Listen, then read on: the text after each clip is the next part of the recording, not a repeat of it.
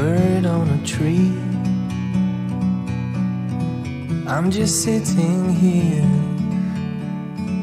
I got time, it's clear to see. From up here,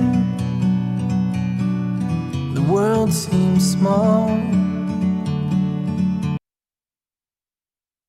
We can sit together, it's so beautiful.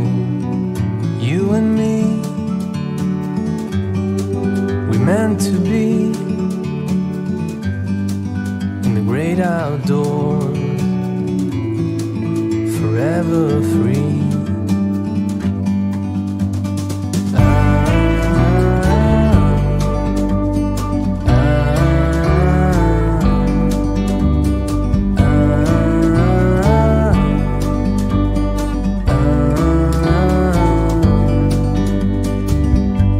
Sometimes you need to go and take a step back to see the truth around you. From a distance you can tell.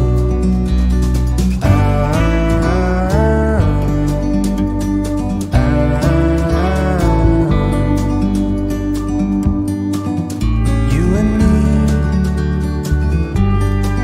we're meant to be in the great outdoors,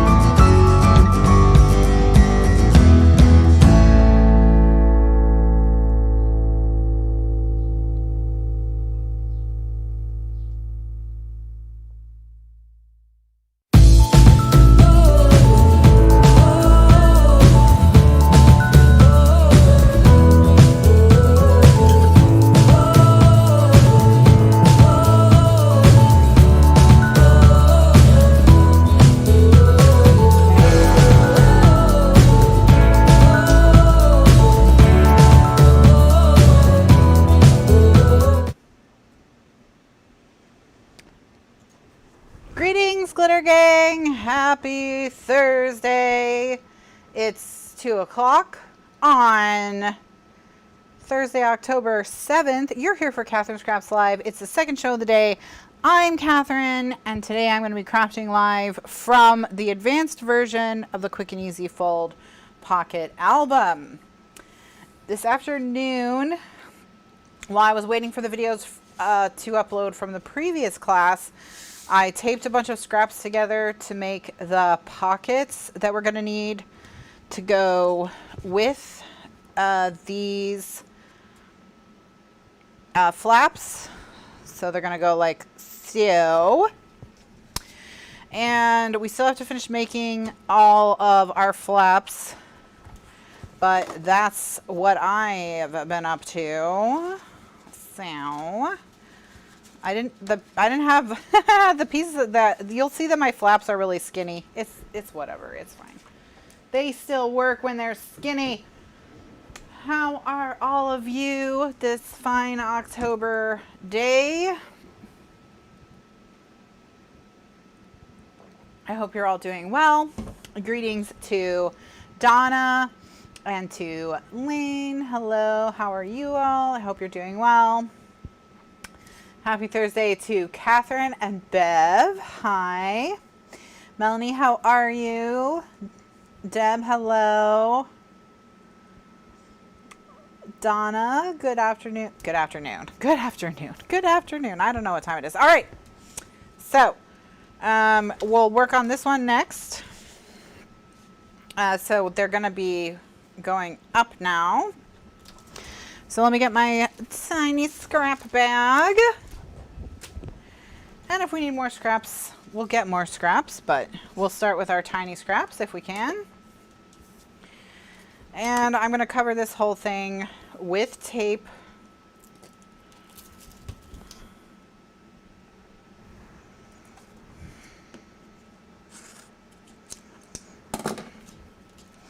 Today.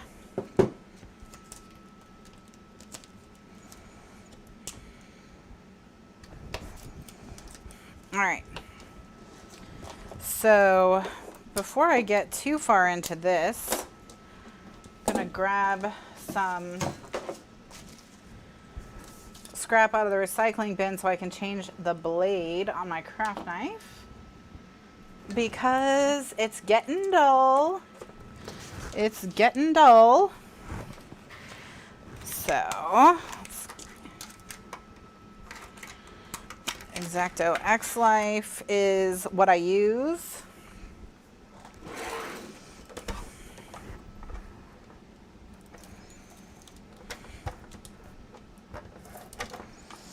And I just take a scrap out of the recycling bin.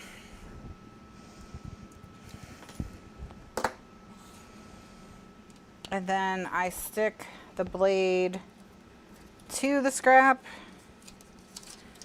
And then fold it into the cardstock.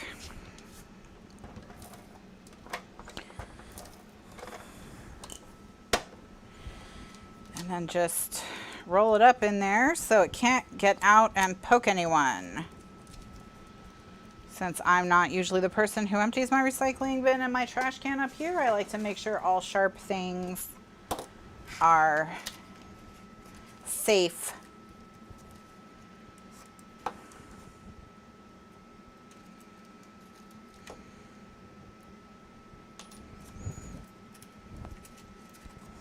Safe from poking peeps.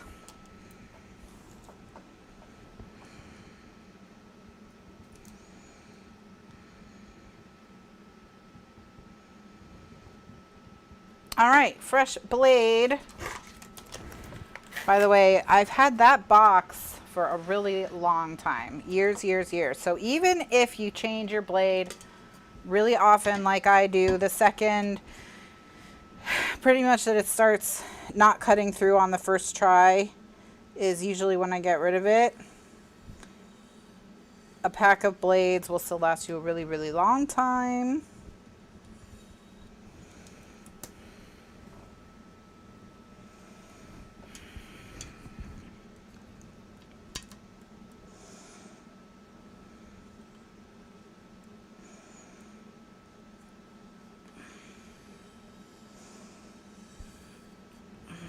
See, we're getting through on the first pass now.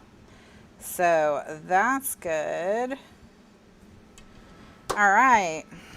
Okay. So good start. Now we just need to peel the backing and start putting our scraps down. Hello to Carol, Joan, and Gretchen, and Mandy. Hello to one Tinac from Maine, or one Tina C. Okay. Now remember, with this one, our paper's now going up and to the right. So I just have to, you know, make sure that I pay attention to things like that.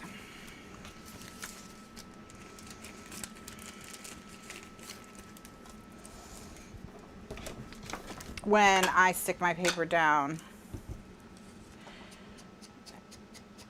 And when I ink these papers, I only have to ink the long edges because the short edges are going to get cut off.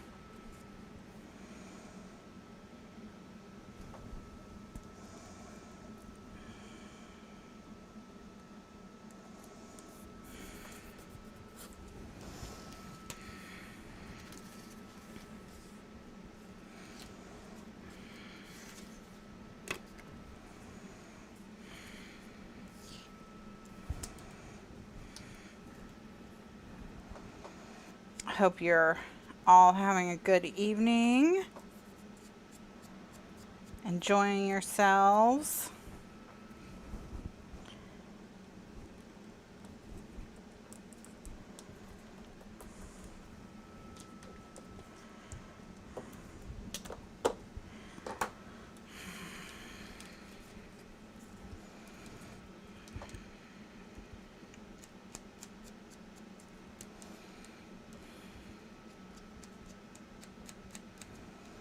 We have a thunderstorm going on here, so right before I came up there was a big thunderclap and then all the cats raced in the cat door. So we may see some kitties, or they may all be hiding under beds. No way to know. No way to know.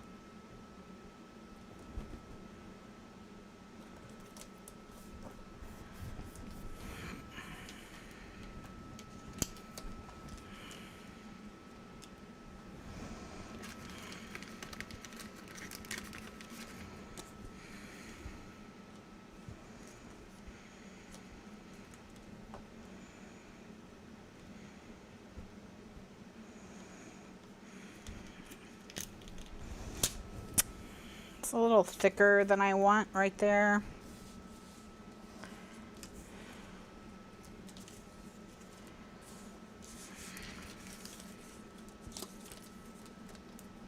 That's better. And so all I'm doing is making a very basic quilt. I made a more complex quilt last week. So check the archives if you are looking for a quilt, a more advanced quilt.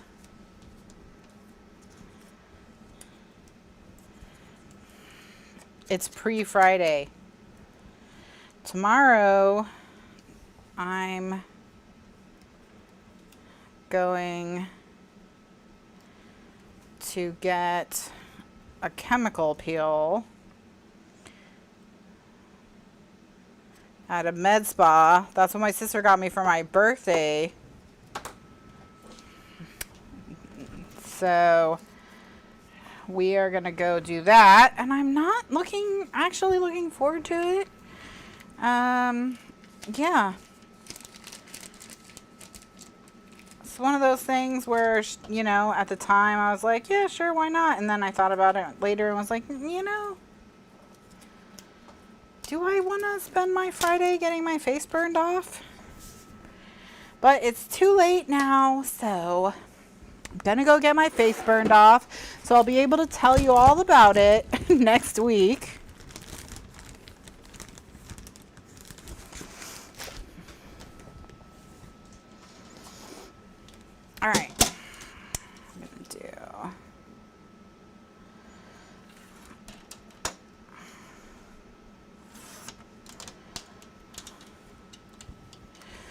cutting some strips of other things that I might want. I want something on top of more solid looking above that piece. I might use,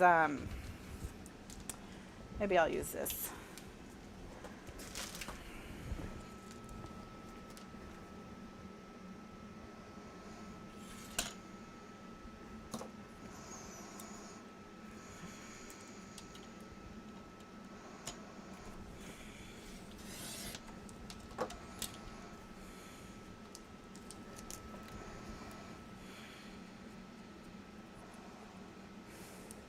That doesn't seem like a friendly birthday present. I know. Well, she's getting her face burned off too, so at least she's not calling me old or watching me suffer. She's doing it in solidarity.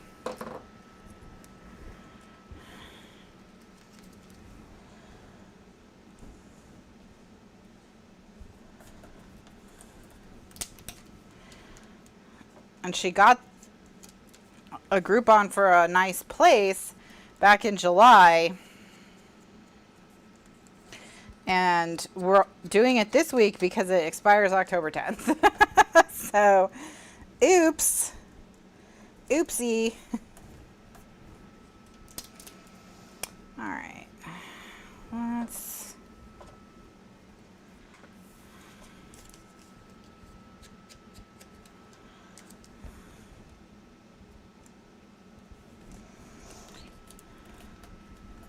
As long as she's not the one burning your face off. You know, that's true. At least it'll be a semi-qualified person burning my face off.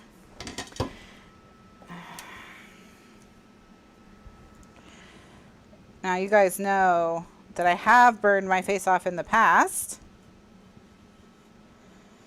So, we've had some jokes about that before.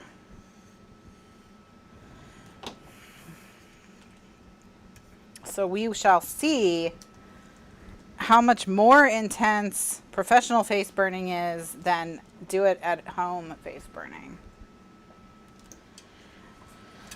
My guess is it'll be a lot worse.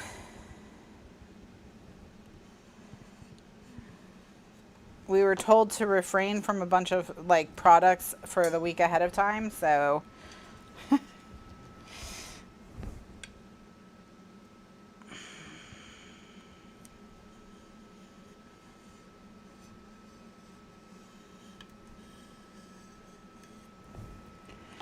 but yeah,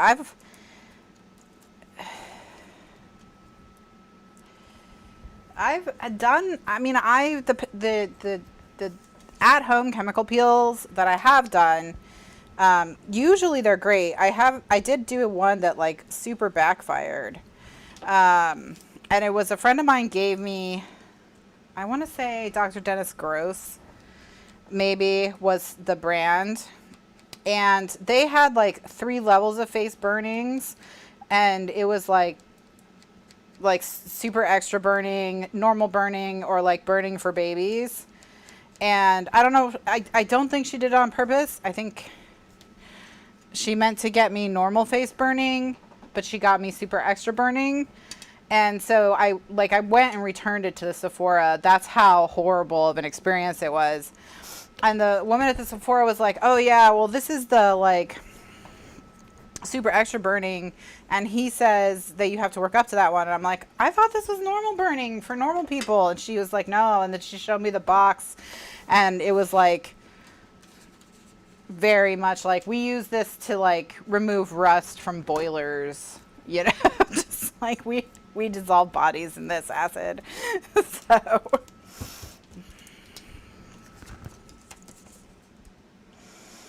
but I will say, once my face healed, it was beautiful. It really took years off. So, you know, once the excruciating pain went away, I looked great. So I'm pretty sure that's how Friday is going to go. Excruciating pain, look like I have a sunburn for 2 weeks, and then I look great.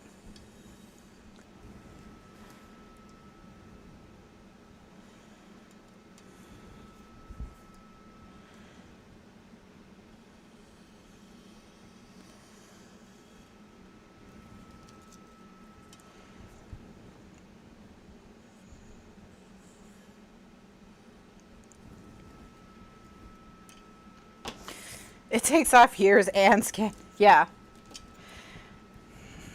Yeah, because the way that it works is by, it's like a control, it's like, it's skin damage designed to like send your body's healing drive into place and give you new fresh skin. Now, when I was in college, I'm sure I've mentioned this before, but when I was in college, I got a really severe burn. I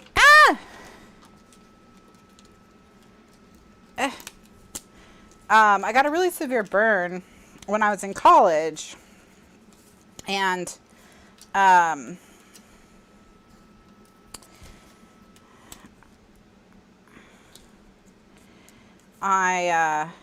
oh, there's not a way to use this one. I guess I could go down here. And I mean, it was really severe. I had to be debrided, which is just about the worst agony I've ever been through. And I actually had to have a nerve test done. And the way that they do that the nerve test is they stick needles into your nerves, and then they electrify them, and then they have you flex your muscles to test your electrical impulses in your nerves. And that was really quite uncomfortable. I didn't enjoy that, but I was pretty stoic throughout the process, and the doctor was like, "Oh, you're doing really well, like, you know, a lot of people react much worse to this, da da da." And I said, well, I was debrided when I was in college, so for a severe burn. And he was like, oh. And he's like, so then you know what pain is. And I was like, yeah, unfortunately for me, I do. I do. So but one of the things they told me after that severe burn and after all of that, they said for the next year, you cannot ever have your legs uncovered. You have to, no! You have to always wear jeans. And they said it was because the skin would be like that of a newborn baby. And that, I guess babies are really sensitive to getting sunburned. So I would have to do that. So I did. I mean, I actually did wear jeans for the entire time they told me to wear jeans. So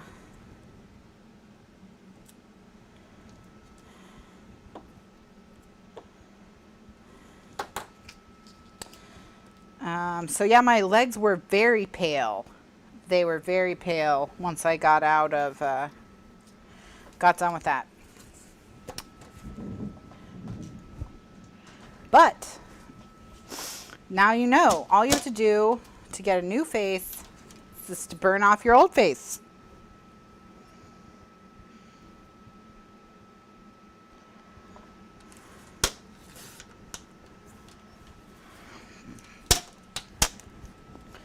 Anyway, I'm sure I'll have a horror story to tell when I get done. So we'll see. We'll see how I do.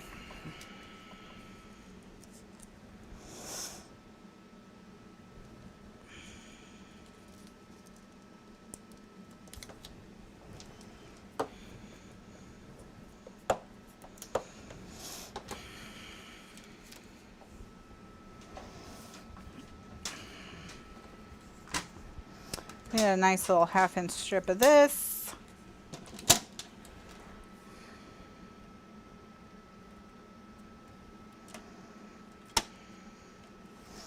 Oh, did you guys see that I made bread? Kind of.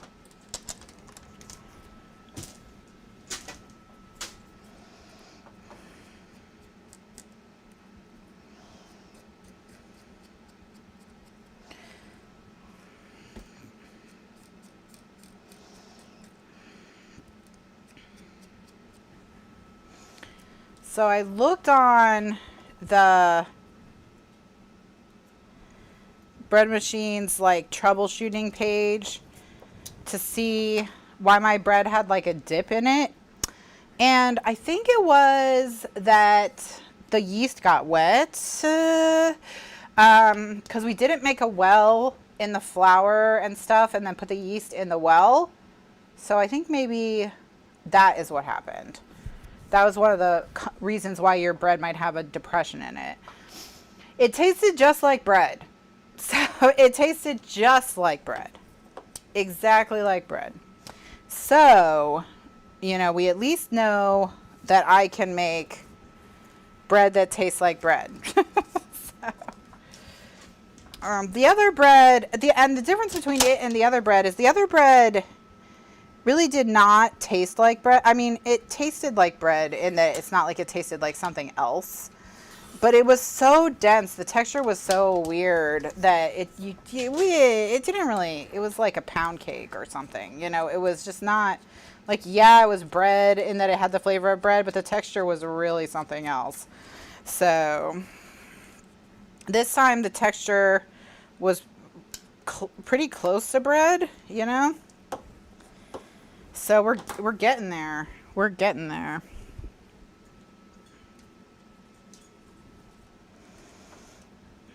It's not quite big enough. Can't use it yet.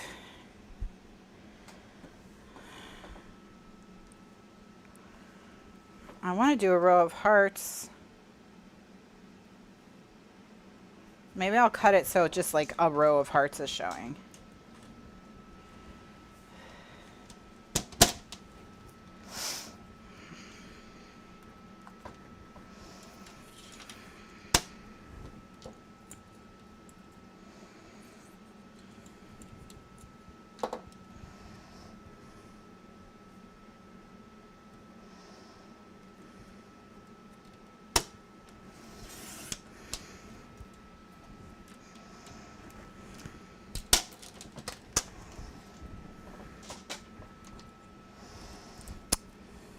And then this has tape on the back, so I've got to peel it up.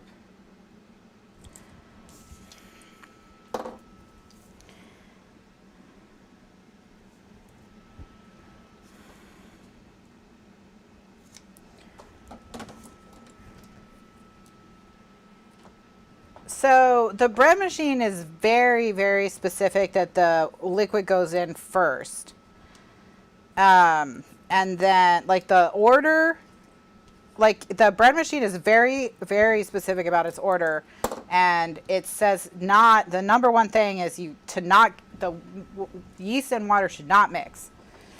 Like it's very particular, like if that's like specifically something it says not to do. So, so much so that it says, you know, that you need to make this little protective well and put the yeast in it, which we didn't do. Like I said, what we did is we just put all the ingredients in the order it said to put them in, and then we walked off.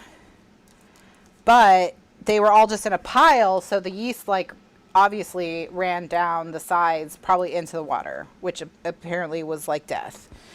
The bread machine. So now that I know that, see, before the bread was so messed up, it didn't even look like bread. I didn't even know how to like ask the machine what was wrong.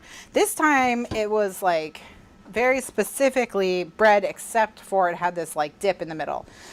So it also said that it could have that dip in the middle, like could be caused by heat and humidity. And I was like, oh, well, we don't have any of that here. So obviously that's not it.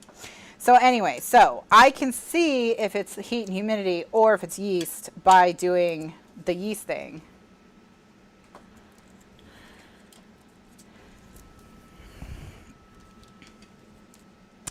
Well, I was given the bread machine as a gift. So I'm trying to get it to make a bread.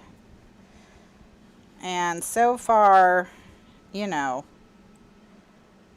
it's made a bread. So I have if we count that last bread as a whole bread, like 100% bread, like if it's a pass fail, then I have a 33% pass rate on the bread.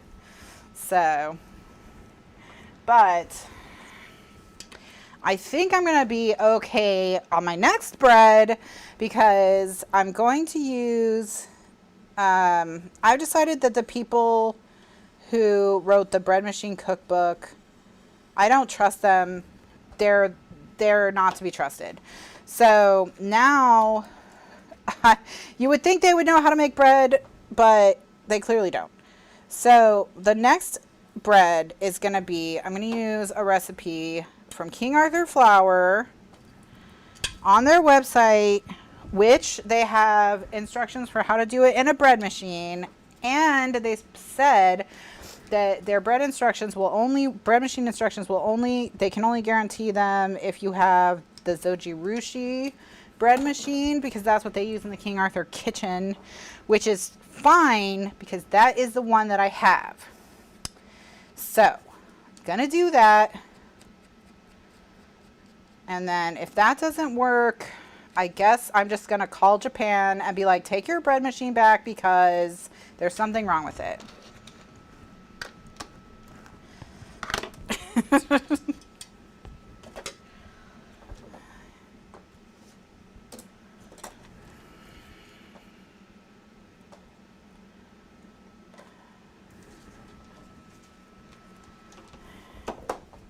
All right, so now we have all 4 done.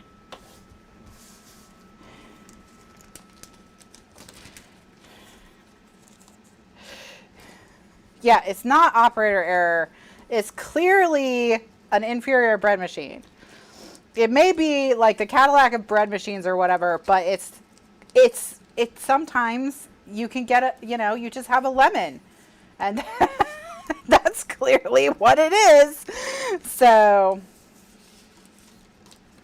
yeah, so I'm going to try the next one will be the King Arthur bread recipe following their instructions for use with the Zojirushi bread machine. And I don't understand what is the bread machine's problem, because I have their rice cooker and I have had it for 19 years. It's like one of the first things I ever bought for my own apartment after I moved out. So I literally have had it for 19 years. It's old enough to vote. It makes perfect rice every time. Nothing's ever gone wrong with it, ever once. So I really felt like I would be able to make bread with their bread machine because I can make rice with their rice machine. But no, I cannot make bread. I can't. No, I cannot. So,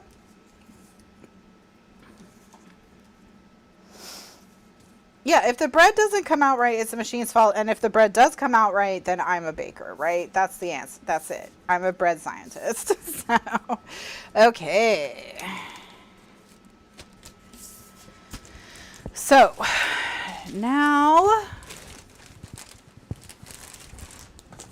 we've got our 4 quilts done. Look, the finger biter's trying to escape. How dare you? How dare you, finger biter?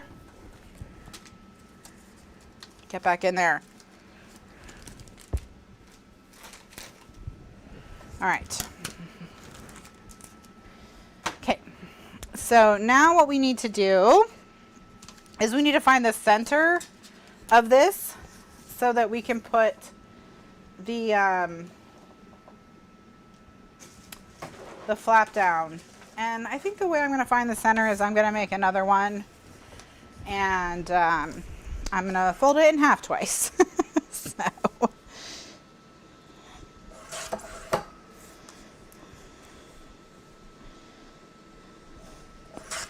because I don't want to do any math.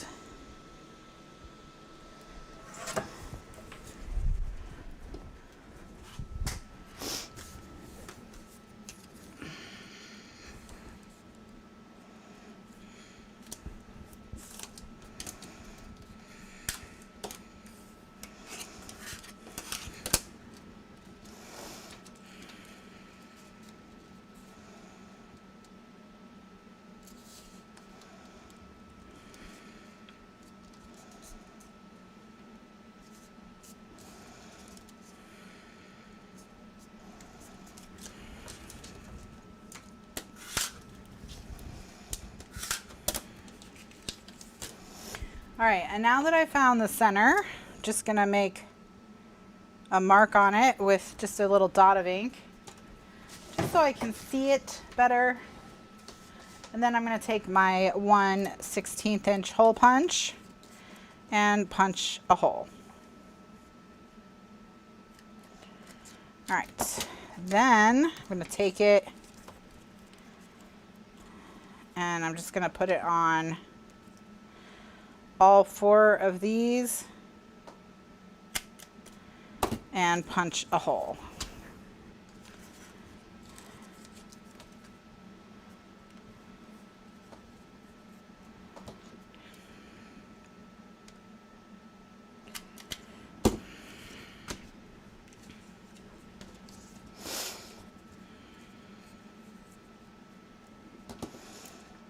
Now, I do think that for certain types of bread, once the machine and I have like figured out whether or not the machine has to go back to Japan, then I will, if the machine is staying, then I think what I'm going to do is some kinds of breads, I am going to form them and bake them like other ways, because like the particular bread recipe that we used this last time was a French bread recipe, and it, like, yes, it made a loaf of bread that had the flavor profile of French bread. However, the shape was wrong, it wasn't crusty enough, you know, stuff like that. So, and there's only so much that I think that the bread machine can do, I guess. So, you know, like, it's not going to make a baguette, you know what I mean? Like, it's just, that's just not something that it's going to do. So, I think, like, there's some breads I'm going to have to figure out, like, how to bread them, how to make them bread. All right, I need to do button and string closure. So I need 4 button and string closures. So that means I need 8 buttons. So I'm going to use the 1/16 inch hole punch. 1, 2, 3, 4. 1, 2, 3, 4. And then I'm going to use my 3/4 inch hole punch. That's the size that I like. And then I'm going to center the hole I just punched.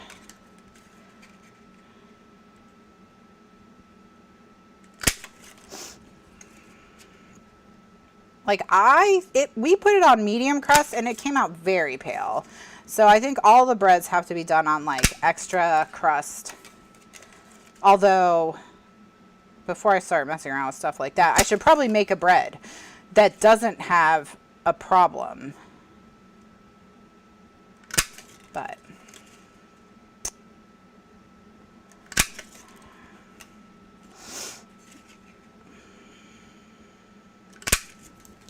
But I want to get to the point where I can reliably make a bread every time I use it, so that I can make a loaf of bread each weekend, and then that's toast bread for us for the week. And that's really all I want out of it.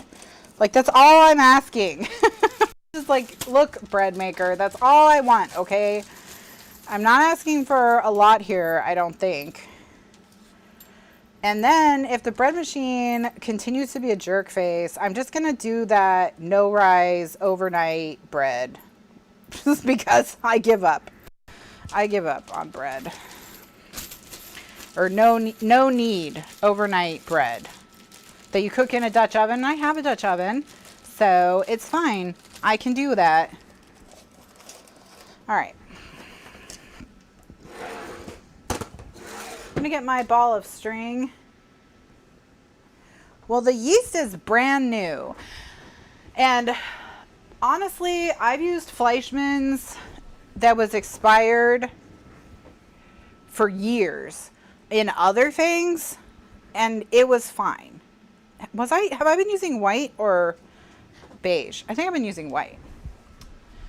So I've used expired yeast in other things, and it worked out fine. And I have, like I said, brand new yeast. So I don't think that's the problem. Like, it's definitely the bread machine and the fact that it hates me. Like, I think conclusively that's really, like, it got to the house and the rice maker was like, I've been here 19 years. You know, like, you gotta just, you can't work. You can't work or she's gonna work you into the ground. Save yourself. That's what happened. That's what happened. So the rice, it's really probably the rice machine that did this to me. It warned the bread machine.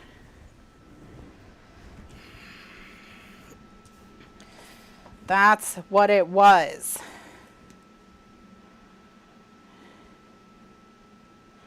Oh, or jealousy? Oh yeah, like maybe the rice maker didn't understand that, you know, I have room in my life for more than one carb. One kind of carb.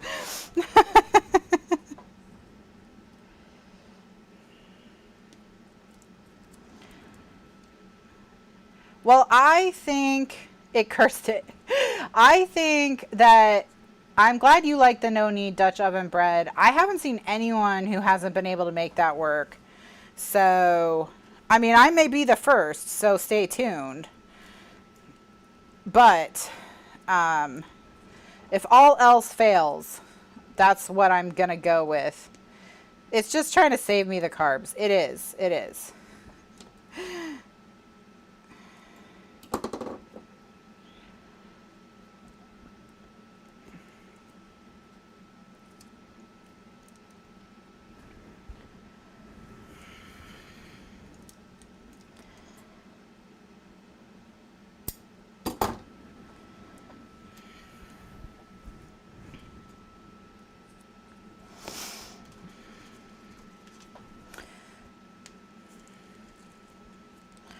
It's like, I'm just trying to help.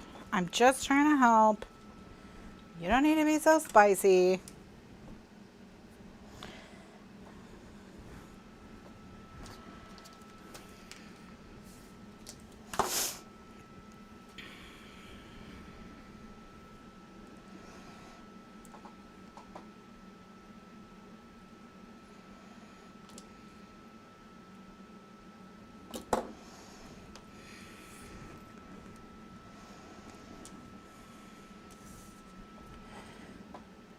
Did I follow the directions on the rice cooker and not use expired rice? I did follow the directions on the rice cooker and not use expired rice. Can rice expire? I wonder if it can. I mean, it's dried, right? Shouldn't it just last for like forever like a bean? People are probably watching this like, don't take food advice from this channel. She doesn't know what she's talking about anything. I watch acre homesteading videos and like, I see these people canning and stuff. They're like, oh, I grew 3,000 tomatoes in 12 square inches in my backyard. And now I'm going to make a bunch of pizza sauce and I'm going to can it. And then I'm going to make a bunch of pizza dough and I'm going to freeze it so that anytime I want a pizza this winter, then I can have a pizza. And I'm like, I would probably literally die if I tried to can any kind of anything. I mean, I could probably can dried beans and they would still poison us. So like, I can't even, and she's just like, yeah, I'm just going to make 300 pounds of pizza dough so we can have a pizza every week.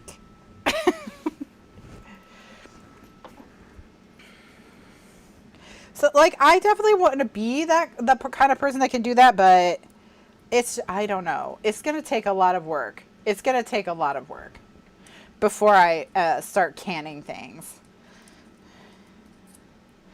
Like, I had to talk to Damien recently because I want to buy, I've talked about this, I think, but I wanted to buy some dwarf trees for the pool area for two reasons. One, as privacy, and two, to have fruit. But then I was like, and I was only going to get like native fruit. So fruit that would kind of be able to grow here on its own anyway. But then I was like, let me check with Damien to see if he will like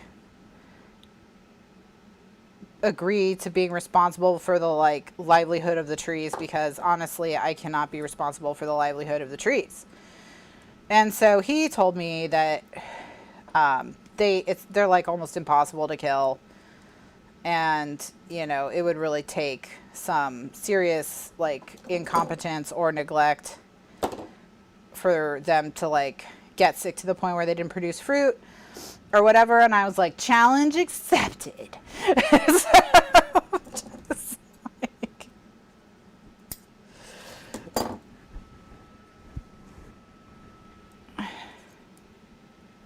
they have people who could do things for you. Yeah, like people who can make pizza.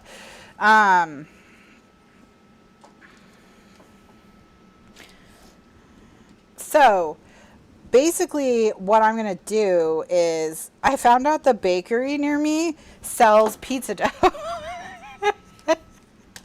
And they sell it two ways. They sell it in a dough ball, but they also sell it rolled out into the circle and then gently folded into quarters in a box. And I was like, talking to Mr. Lifeguard, and I was like, should we get the dough ball or the or should we get the like already folded one? And he's like, what's the price difference? I'm like, actually they cost the same. And so he said, well then we should get the already folded one. Like, he was like, you're not going to try and roll out a pizza dough for no reason, are you? So if it's not even going to save money. And so basically the cost of buying their dough and getting nice pizza sauce, so I don't have to make my own sauce. And we figured we could make a pizza for $8. And that's so much cheaper than buying a pizza. So like baby steps, you know, baby steps. Once I get the hang of the bread machine, maybe it has a pizza dough setting.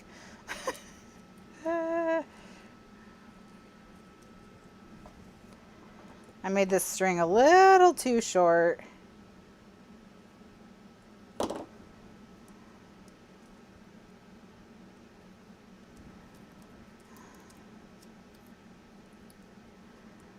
All right, I got it. Oh, yeah.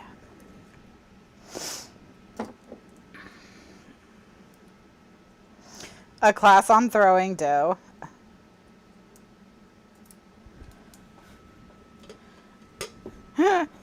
That would be terrible. That would be terrible. There's no way that ends well.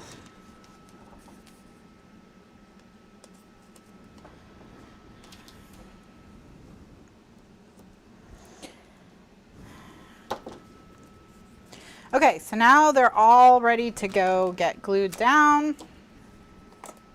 So we can tape them down. And the reason I'm like working one at a time with these is because I really want to make sure that I keep their, I keep the right ones with the right ones.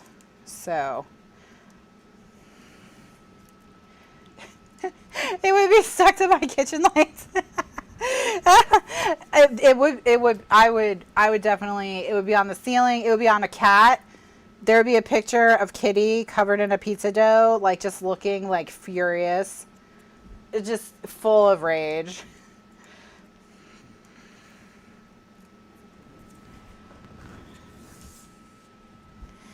What I'm going to do is I'm going to stick these down. I just don't want to lose the brads, so I'm pushing the brads through.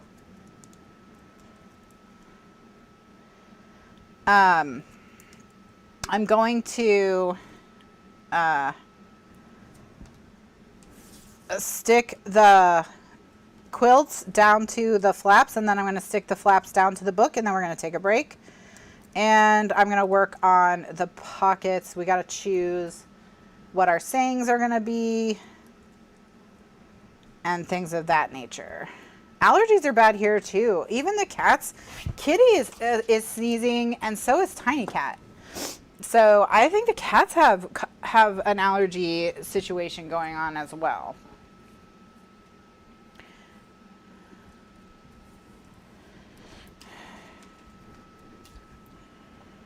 All right, so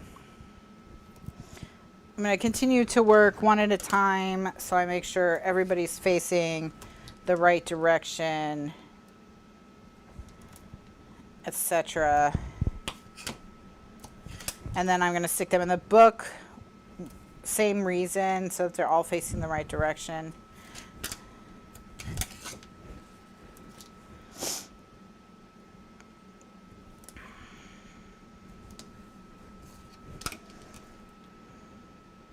But yeah, I've been really good about meals, doing the prep for meals and cooking everything lately.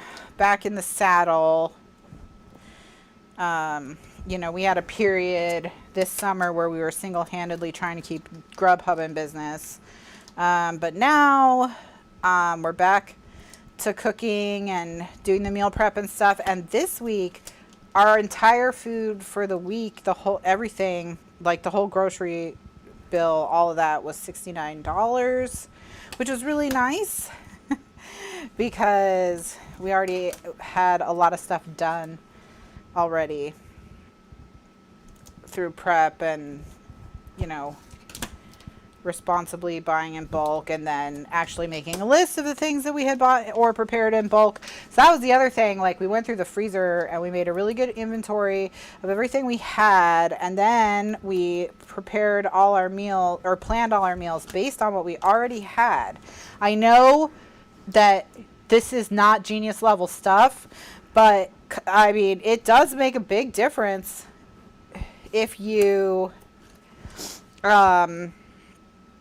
make a list of everything that you have and then ask yourself, what are 7 things that I could make with mostly this stuff? And then we bought, you know, a bunch of fruit for snacks, because that's what we're eating for snacks now is fruit. And you know, just to fill in here or there a few other things, which is like, it was nice. It was nice.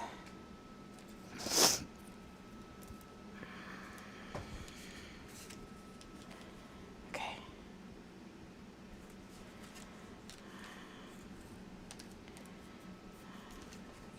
Yep. So anyway, now I'm going to try and see if I can get bread off the list of things to buy.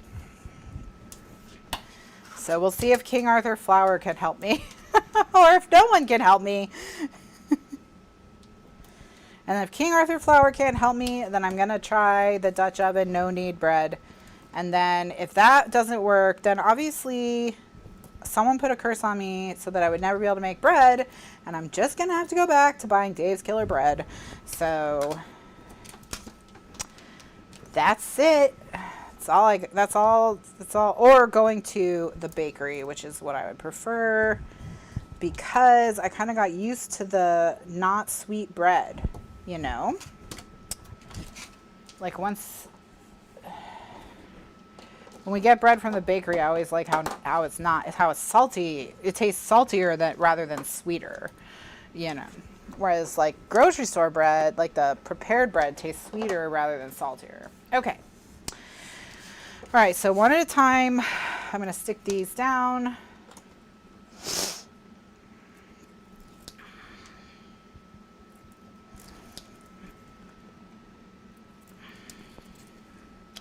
And then once they're all stuck down, I'm going to put them in the book. All right.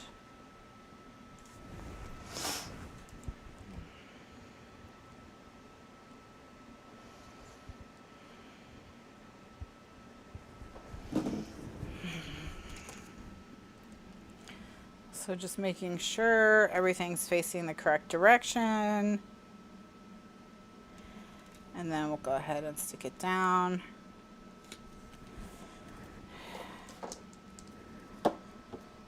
All right.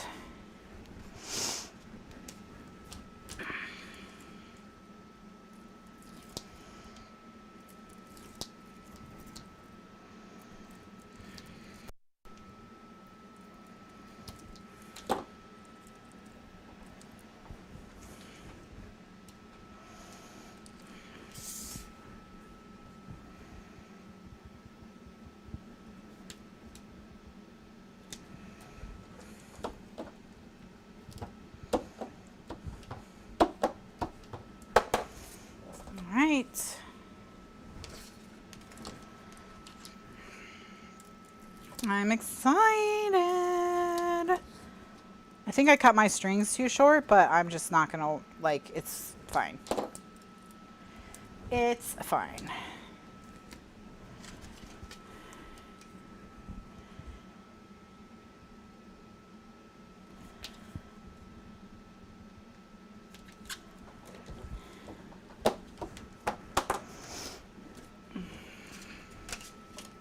All right, last one.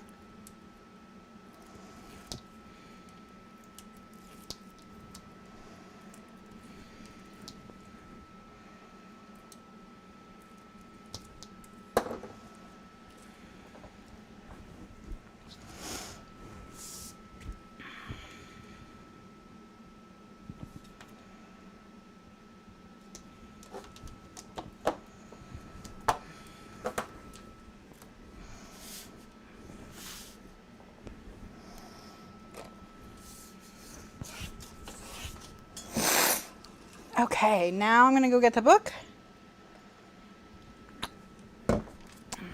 Actually, before I do that, I'm going to put a line of tape on the bottom of the back of each of these. I'm going to use the 3/8 inch tape. And then, because that line shows where we're going to stick this to the page. And then we're going to stick it in. And then we'll be a long way towards being done.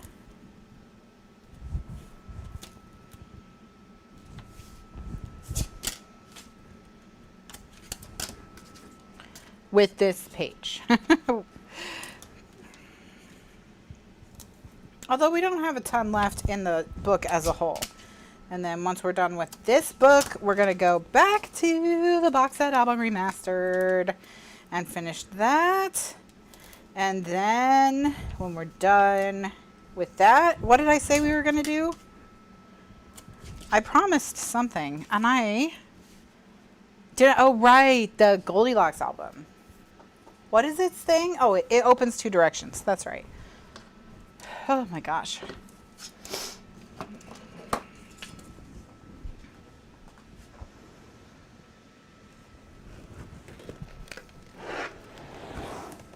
Oh.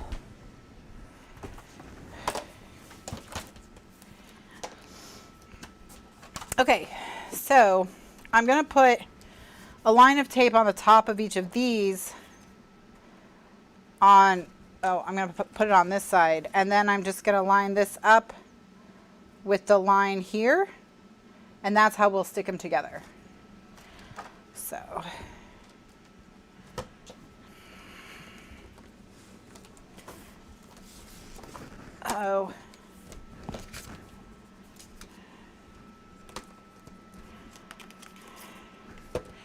okay, and I'm going to start with the 2 on the left.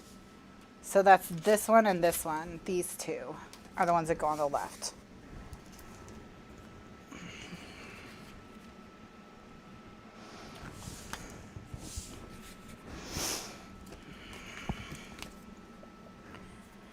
All right.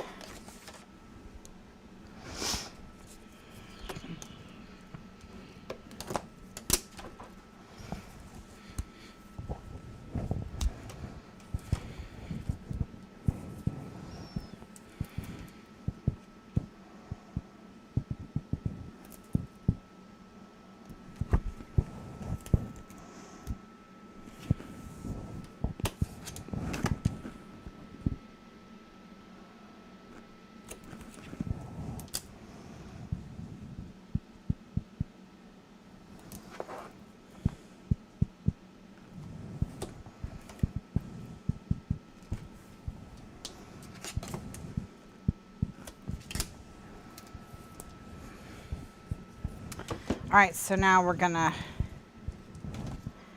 burnish.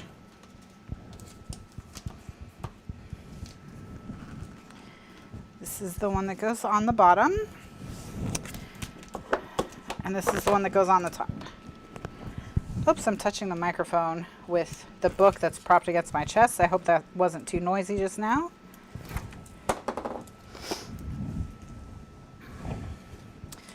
And now I'm just gonna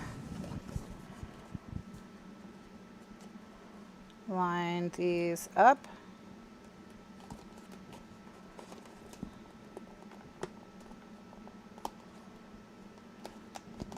Okay. And now this is the proper size. Okay. And it's got the flap on. So we'll do it again.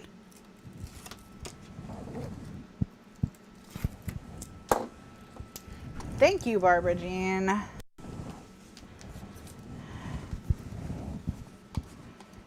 And again, I'm just lining this up with the line that I drew on the back of the pieces. Here's the other quilts. So now I'm just gonna turn it around.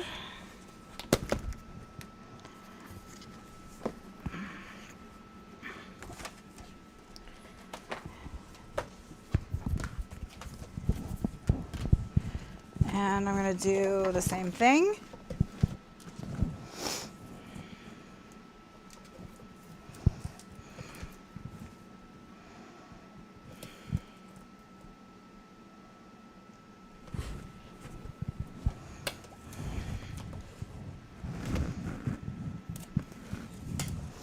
Yes, this album is actually really, really beautiful. Hold on, I'm just making sure the back is flat. I don't want to put a lot of pressure on the back of the album.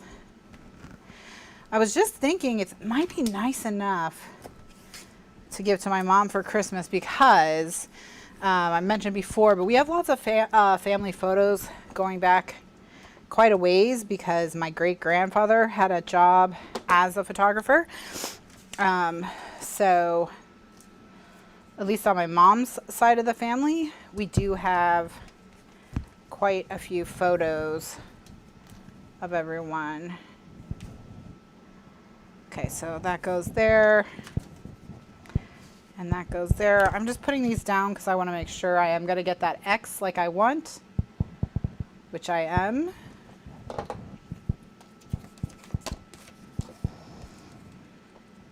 So something like this might be good, and then she can just put photos in it. That's easy. And a few years ago, we scanned a lot of older family photos and I touched them up in Photoshop.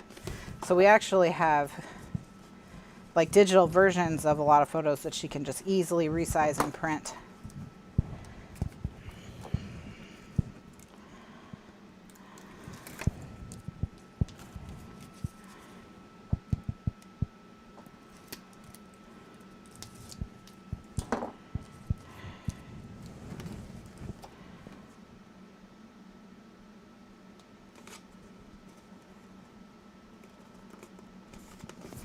And last one.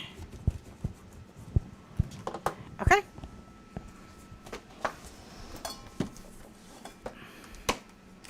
All right, so are these the right size? They are. They just don't look like they are for some reason, so whatever. But they are the right size. Okay, so what I'm going to do next is I'm going to go ahead and set this aside again. And one thing that's easy to do when you're working on it is to just shove one side like way far over so that they overlap each other. Then you don't have to weave the pages in and out. Okay. Now, all right. So what I'm going to do now that we've finished that is I'm going to do a recording break, and then we're going to get to work on the pockets that go on the front of those to make them page style B. So if you're watching live, just hang tight. Nothing's going to change for you. If you're watching in the archive, or in the album basics guide, then just go skip ahead to the next video to see what happens next. Thanks so much for watching. I'll see you in the next video. Bye now.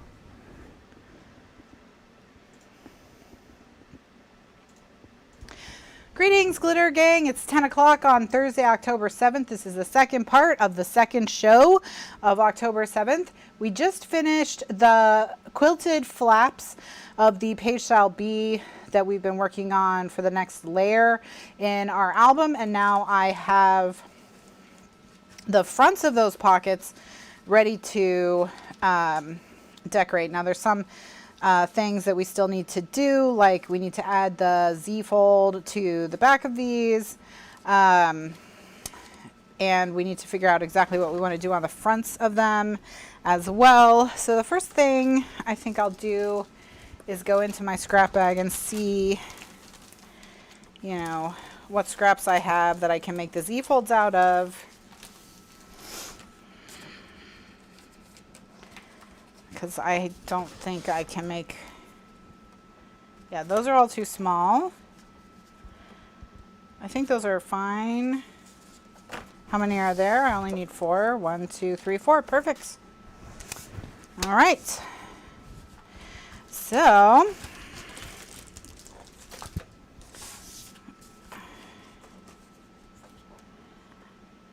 have to look up what size to make these because I don't remember and I don't want to make a mistake.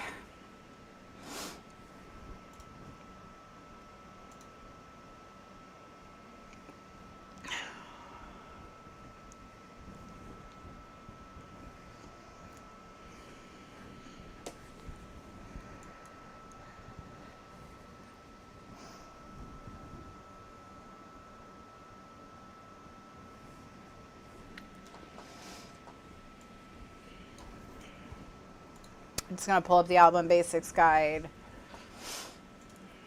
We are still on version 6, as far as I know. As far as I know, we're still on version 6. Okay. So these are the right size. At least they're the right width. If they're the right length, I don't actually care if they're not the right length.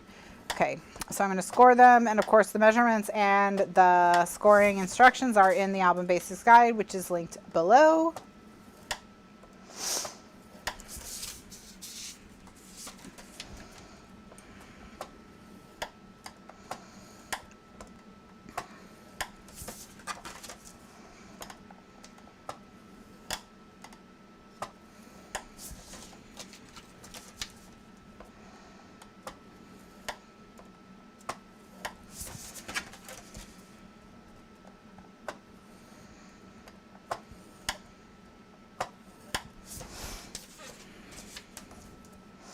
And just make sure, you know, when you do these, because it is a Z-fold, that you flip it over so that the scores will go in different directions.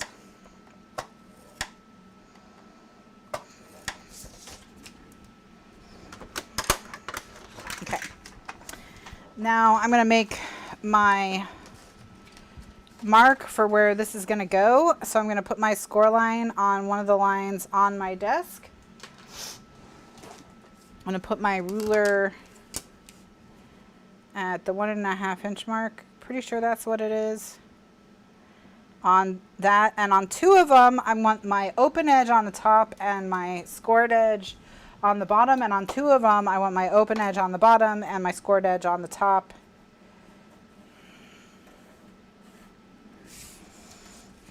So make sure that you do 2 of each. That way your tags line up properly. If you are as uptight as I am, you're going to want to do that. If you don't care, don't worry about it.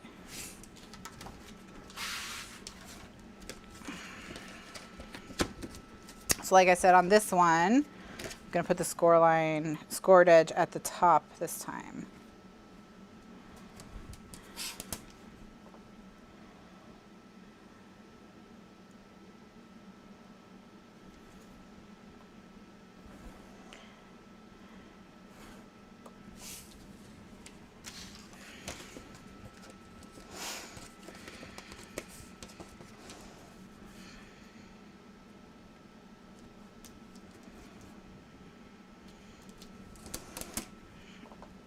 So yeah, the Goldilocks album comes from a request where we had a request for a really super large album, but then also requests for smaller albums. And so we're going to do a project that's going to have each page style will have 3 sizes, one for a large album, one for a medium album, and one for a small album. So I'm thinking of doing like 10 by 10, 8 by 8, and 6 by 6 is kind of what I'm thinking for page sizes. I might do on the tiniest one like 6 1/4, just so you wouldn't have to crop a 4 by 6 photo to put it down. Let me know your thoughts. But to put a 4 by 6 photo right down on the book. And then what we would do with that one is, instead of we wouldn't do photo mats. We would it would literally be designed for the album for photos to go straight into the album. So we would probably only be working with very small pieces of paper. We could probably use a 6 by 6. Well, we could use a 6 by 6 pad for it. So that could be something to think about. Not that I buy paper anymore, but you know, whatever. Okay. Now, the next thing I need to do is figure out how far down to stick the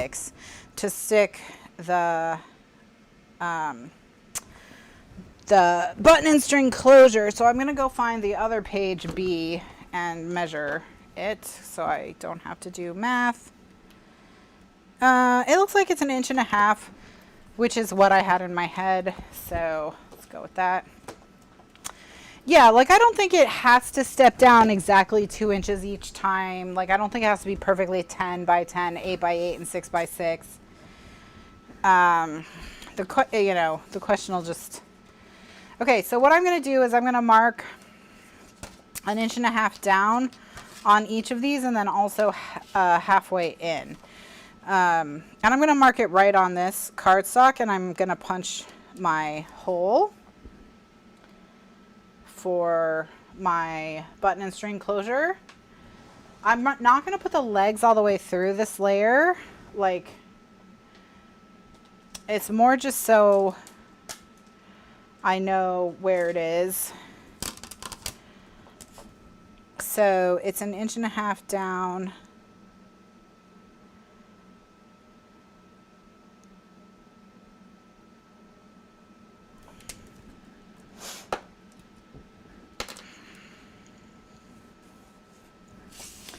And then halfway in,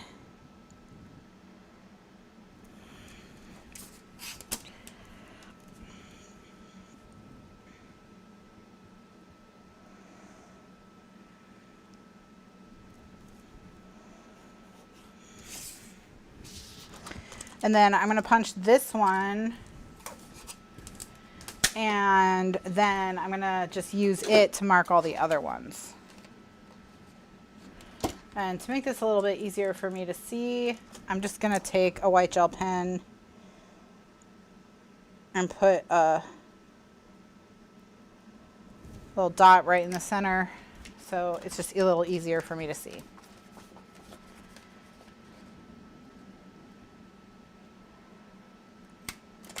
Okay. And then I'm going to just stack them on top of each other and punch the hole again.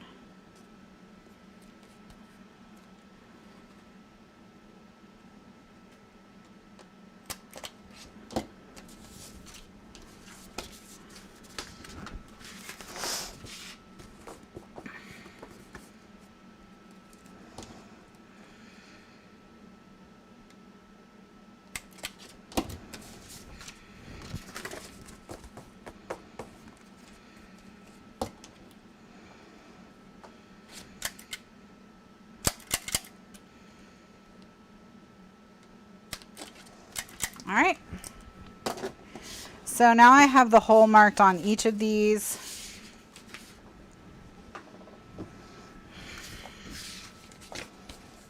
I'm going to go ahead and put these inside of them. And so I'm just going to put tape on the edges of the score lines. I'm going to go ahead and do that. And now I can always just print paper 6x6 so that it would be as if I had a 6x6 pad of it.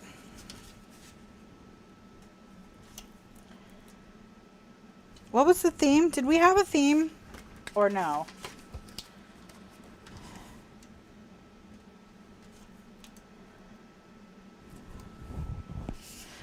I think maybe we were going to wait and see where we were.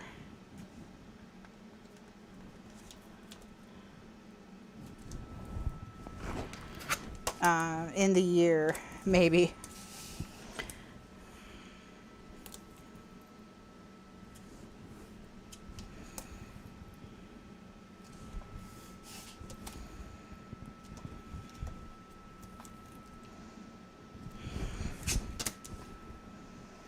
But maybe I'll do a pet album. I've never done a pet album.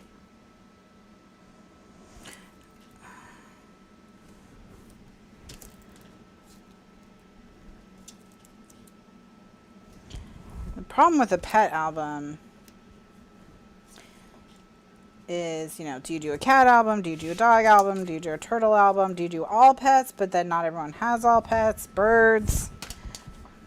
I remember I was at CHA one year and I was asking about a pet paper line, and the company I was talking to said that they don't sell very well at all because everyone wants to do an album about their pet.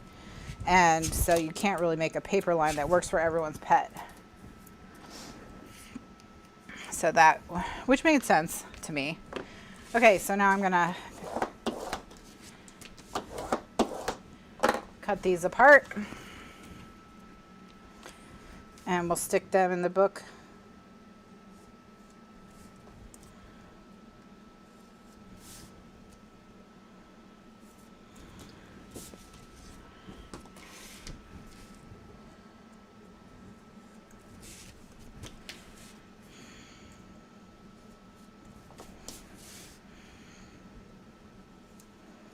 You're doing a pet album now?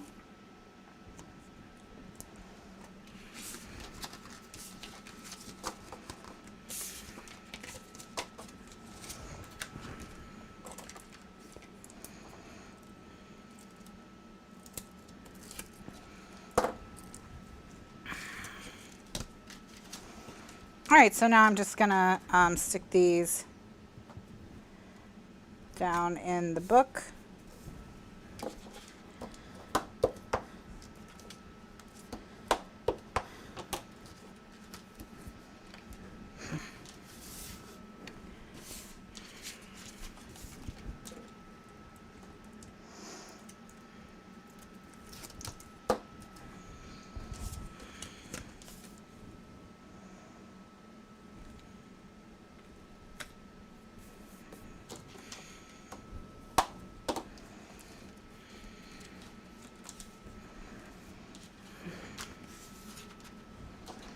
Oh, an album for each of the dogs.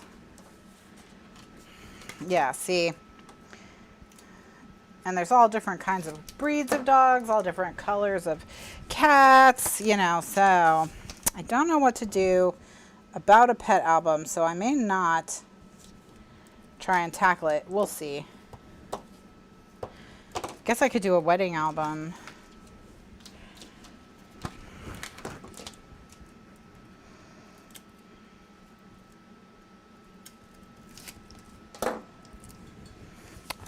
I want to do a kind of a nice simple wedding album.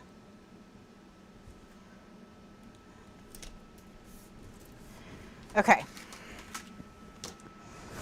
All right, so those are ready to get decorated and go in the book. So I guess now we just have to decorate them. So I'm going to grab the cards. And we have so many squares, so let's go with the squares. And there's nothing else really showing on this page other than the quilt. So I'll just separate them into two piles. It's like piles I want, piles that are yes, piles that are no. No. I can go ahead. Yes, yes, yes, no, maybe, no, no, maybe, no, maybe, no, no, maybe, maybe, no, maybe, no, maybe, maybe, maybe, no, maybe, no, no, and then these are all the journaling spots.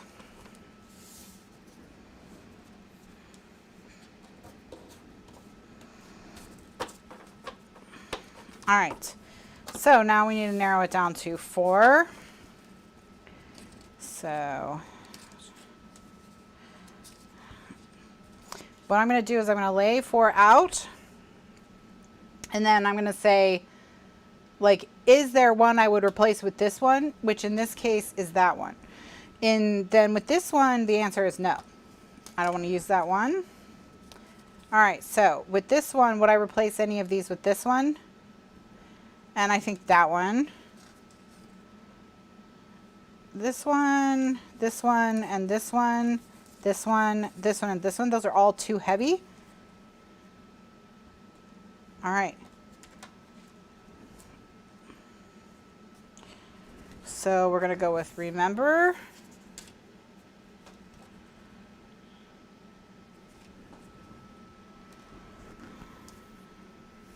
Missing you.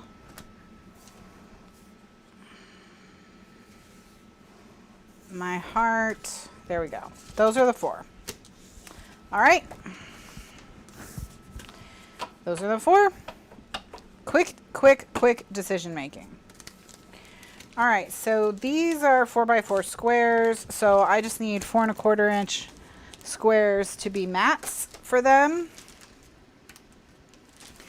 And I'm pretty sure that I have some of these have got to be 4 1/4. Nope, they're 4. The widest they get is 4. Ugh, frustration. Okay. I mean, I have these. And then I have these. How big are you guys?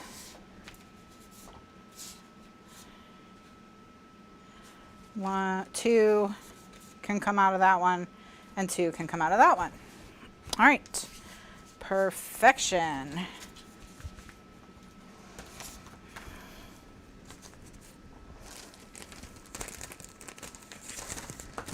Okay, so they're talking in the chat about zoo animals. I heard, this isn't a news story, like so you may have heard it already, but I just saw it or learned about it for the first time, that there's this, the Washington Post did a story about it in 2016, I think, about this crane that, was raised in captivity before they knew that these cranes, how strongly they imprinted on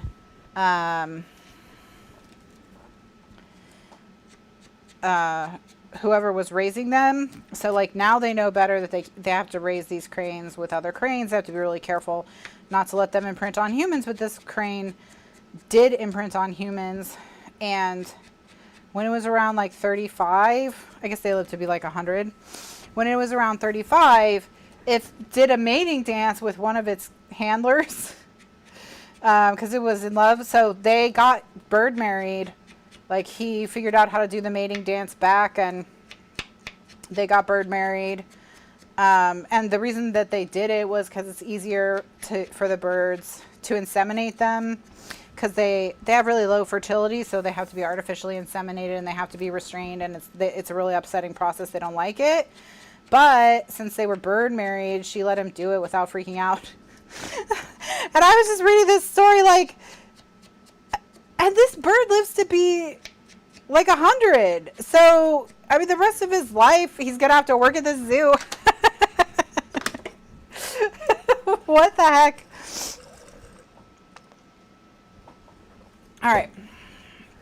So I'm going to cut these into 4 1/4 inch squares. Some kind of crane. Anyway, so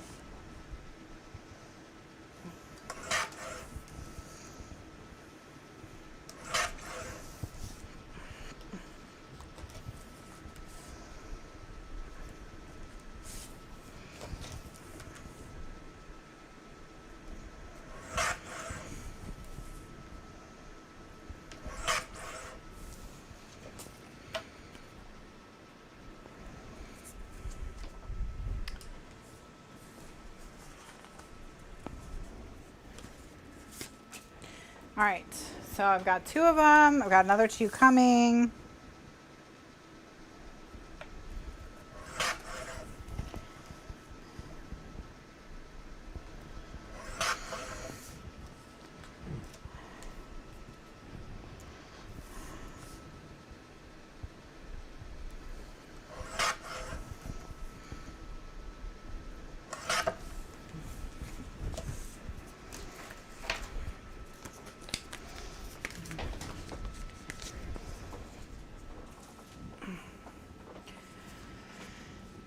Yeah, he's like, look, sweetie,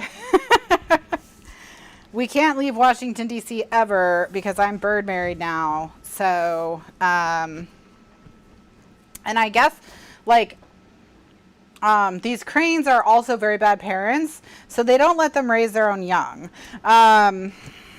Like, or at least they don't, so, like, or the ones that have been raised in captivity and imprinted on humans. Because they don't want them passing on, like, their bad habits to their young, so they foster their eggs with cranes that were raised properly after they learned how not to mess them up.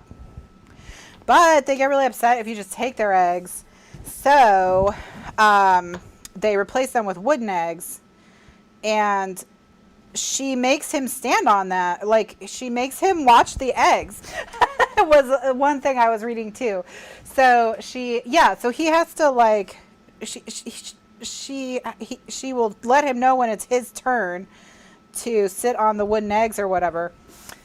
Which he said she seems to be okay with him just standing over them. So he just puts his feet on either side of the nest and stands there, and she's like, all right, that's good enough. And then she goes off to do whatever it is she's going to do. I was just like, oh my gosh, this, how, you know, he did probably, when he went to school for birds, zoology or whatever, he didn't think that was going to be his life.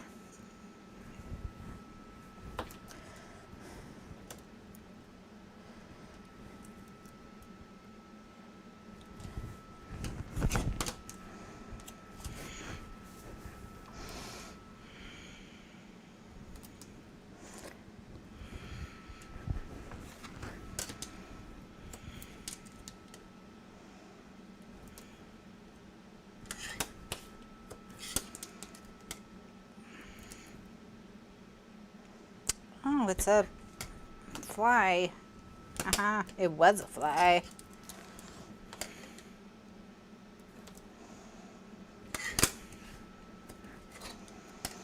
So yeah, you can get bird married. Well, you probably can't, but some people can.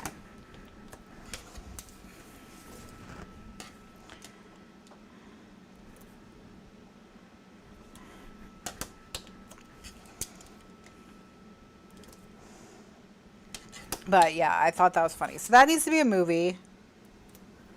A rom-com. You know, he can be trying to date another zookeeper, and the bird gets jealous and causes shenanigans. Did she? I'm sure she made him take her name. So part of the thing is that she, they tried to mate her with 2 storks prior to this, and she killed both of them. So I get the feeling she's not taking anyone's name. You know, she's definitely the one giving the name. So, but yeah, she killed 2 storks, or cranes. And so that's part of the reason she got moved from the habitat she was in to this new habitat. And it's at her new habitat that she got moved to, that there was a guy that she, no, that's not very nice. That's not very nice. So I don't, she doesn't sound like a nice lady. Like, I'm not sure she would have cared if this guy wanted to get bird married to her or not. You know what I mean? So she doesn't sound like she's into boundaries. You know?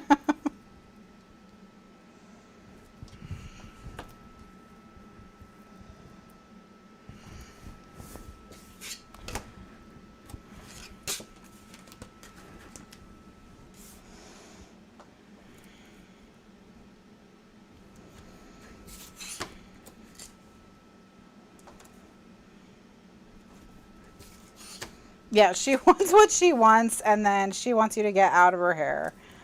Out of her hair.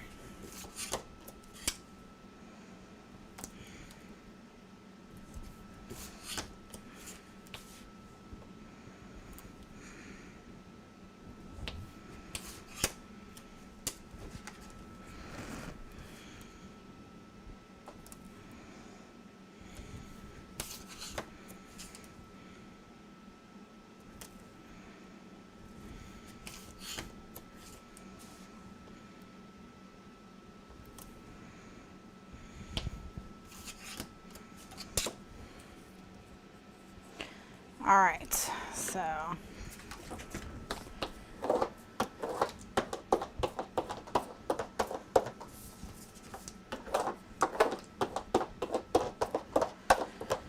all right, so those are done.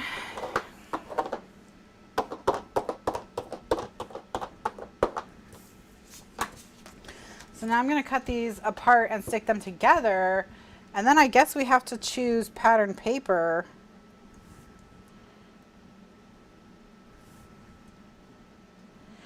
And again, we only have to use, this time, oh, I was going to say we only have to use strips because we can put photo mats, but that's not true because these are squares, so we're going to have to choose a pattern of paper that we think would look good with the quilt, and then I'm going to have to print some extra because I will only be able to get one per out of each 12 by 12 sheet.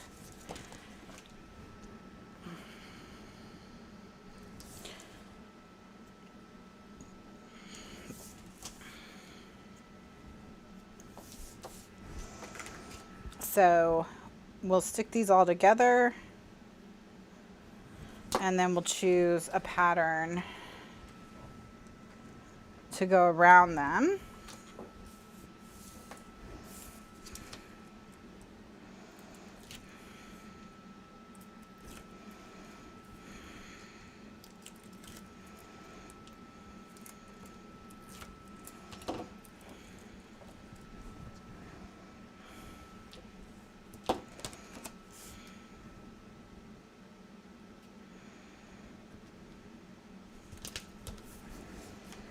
All right. So I wonder what would look good in between the two quilts. So this pattern of paper is going in between the two quilts. So we want it to be like somewhat neutral. Maybe this white is the way to go.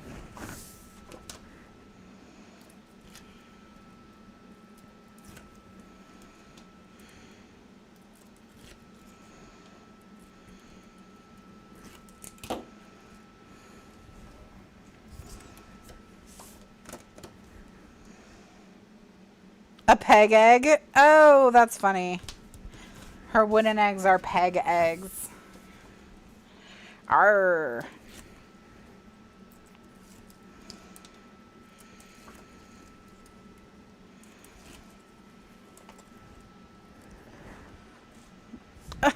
The Seattle Seahawks game is on and the hawk got away from the handler and landed on somebody's head. Ooh, that sounds uncomfortable. I don't think I would want a raptor of any kind to land on my head. No, thank you. No, thank you.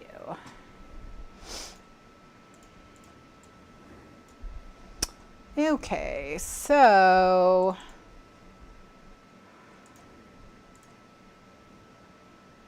we need to pick the pattern of paper to go in between the quilt we made and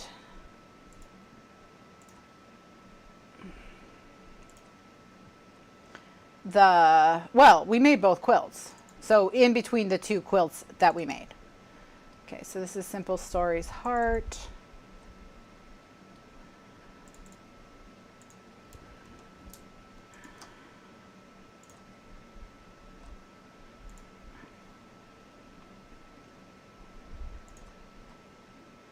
So I'll get all the papers pulled up and then I'll shift you guys over to go look at the papers. Okay, so right off the bat, I'm going to get rid of this one because we used it in the quilt. I'm going to get rid of the hearts because we used the hearts in the quilt. I'm going to get rid of the yellow floral because we used it in the quilt. I'm going to get rid of this yellow because we used it in the tags. Actually, yeah. All right. I'm going to get rid of this because that's just too quilty when we already have so much quilt going on. I'm going to get rid of this because we already have diagonals and chevrons going on. All right. So that leaves us with this, which no, because two of the tags have that as a background. So we've got this, this I kind of like. What if we did it so on some of them the dots were at the bottom on two of them and the dots were at the top on the other two? That's a maybe. No, don't like that. No. No. No. No. This one is also a maybe. No. Don't like that. We used that. No. And no. All right, so this is a no for me also, as are the stars. So it's now just between these two. So it's really just which one is better. I think I'm going to go with this one. We haven't used this one yet before. And then I think what I'll do is I'll also print a line, something for the liner and something for the tags. So I think I'll just make a decision that for the tags, I'm going to do the blue floral, the dark blue floral actually. And then for the background of the tags, I'm going to do that yellow diamondy looking thing. Okay, so here's what I'm going to do. So I'm going to resize this to be 6.25. And I'm going to constrain proportions. I must have turned that off for some reason.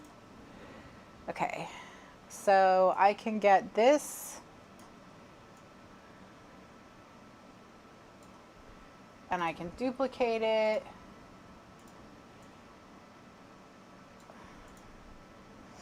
And then for the liner, this one I'll cut. Well, not cut. I mean, I'll crop it to 6.25 instead because I don't want to change the proportions.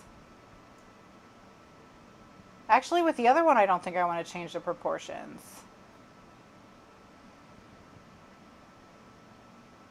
Actually, this one needs to be 4 1/4, not 6.25. So, all right. I'm going to take it over here. I'm going to get rid of these because I want the dots to be bigger. Yeah, get rid of that, get rid of that. I'm going to go back to this. I'm going to just Control Z that change that I made. And I'm going to take a 6 1/4 inch slice out of the bottom corner.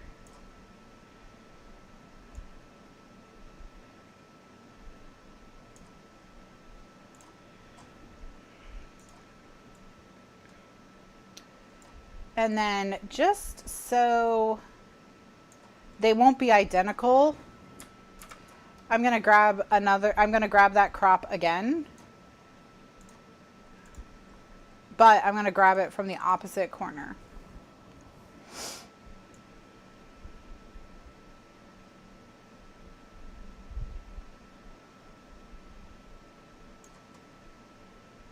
So they're slightly different. Stick that there. And then this is the paper here that needs to be 6 1/4.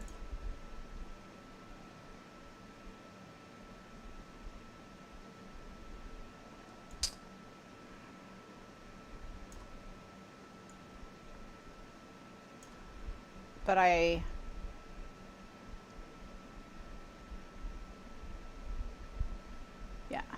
don't know how wide to make it because I don't think it's gonna fit on the sheet, but let's try it. Let's see if I can get everybody arranged so they'll all fit on one sheet.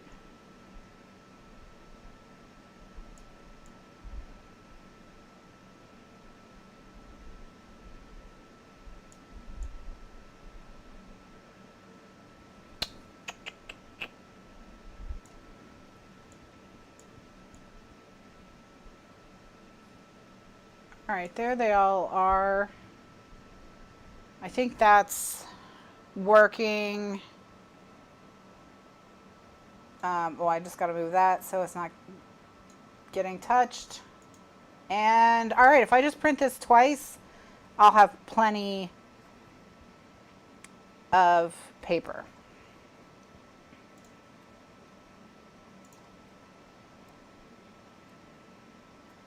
Oops. And then I'm going to just close all these other sheets.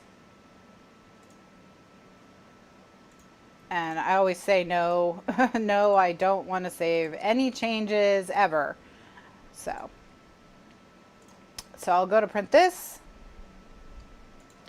And then as always, I have saved a preset that's exactly how I like everything for printing on a Super Bee. And then I'm just going to say print 2 copies right here. And print. And then it's going to tell me that I have to check my ink like it tells me every time. Every time. All right. I think we made good choices, friends.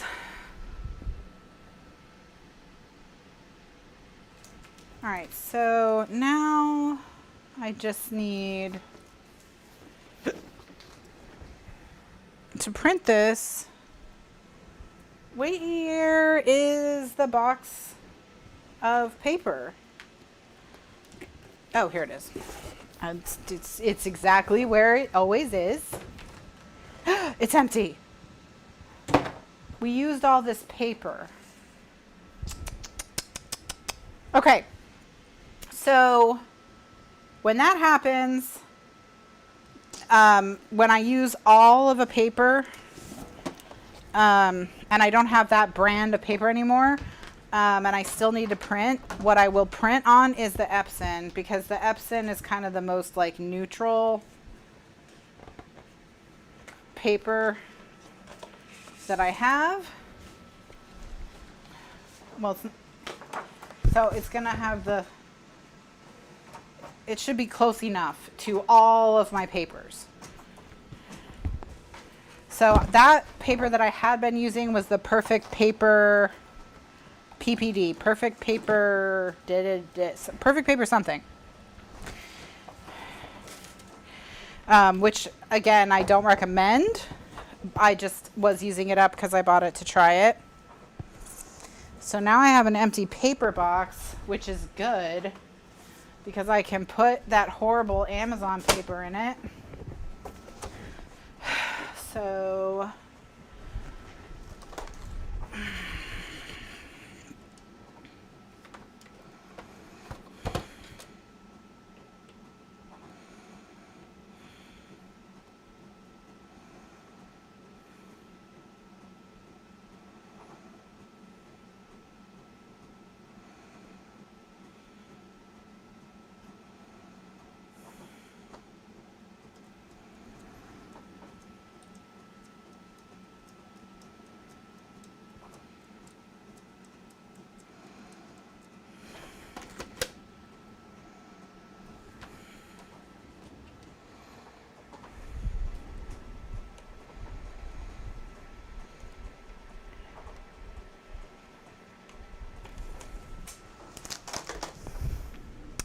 The sad face is there to remind me that I hate the Amazon paper in case I forget.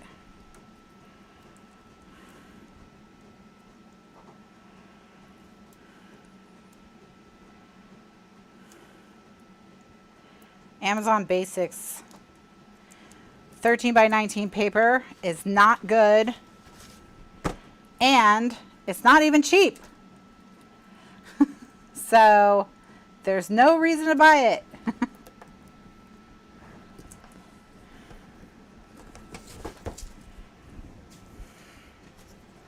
But I'll use it. I'll use it eventually.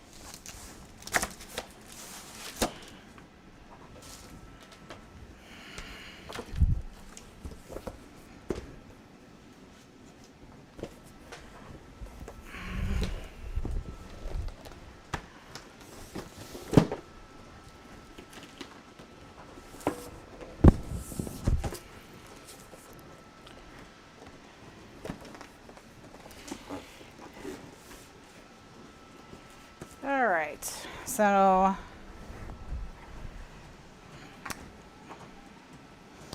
once we've got one printed, we can get started. It's almost done.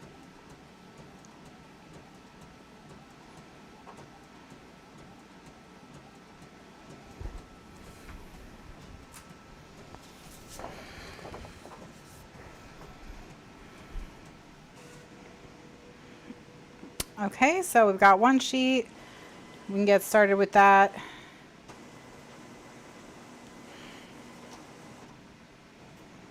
My printer just has to do this little dance sometimes before it'll let me put a sheet in, and because I'm standing here waiting to put a sheet in, it of course is doing its little dance because it can tell that I want it to get a move on.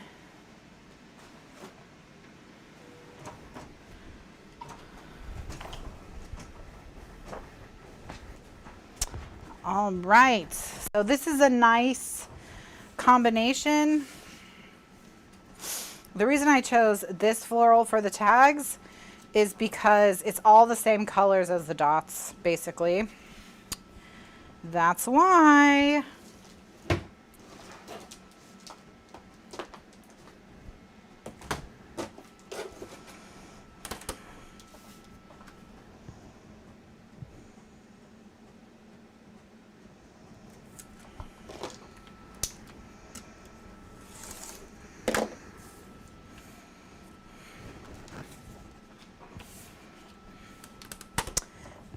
I'm just gonna cut this with my ruler, and the reason why is primarily because of this color, because I have a tough time seeing the edge of that like cream on my big trimmer, because I'm old, I believe is why. I think that's why. I think it's because I'm old. So I'll just use my rotary trimmer.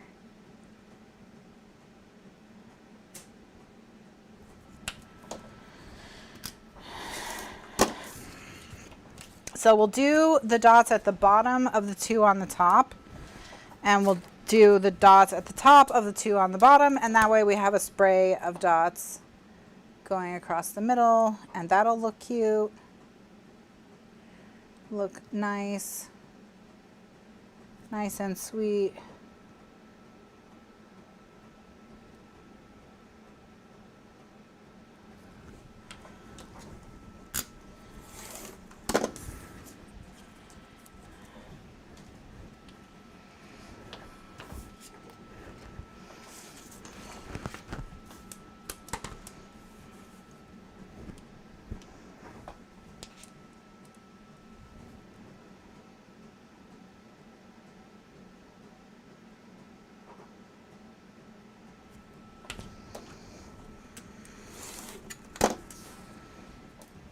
All right, so I can put my giant ruler away now that I've done the sides, and just use my normal size ruler, which is a lot easier to handle.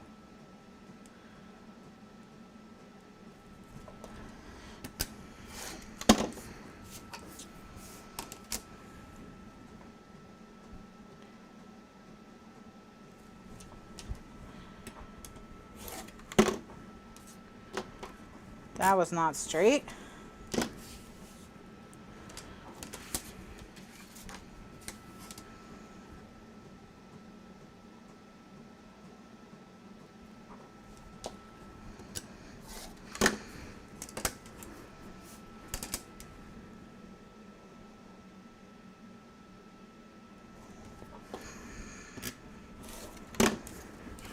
All right. Now this one,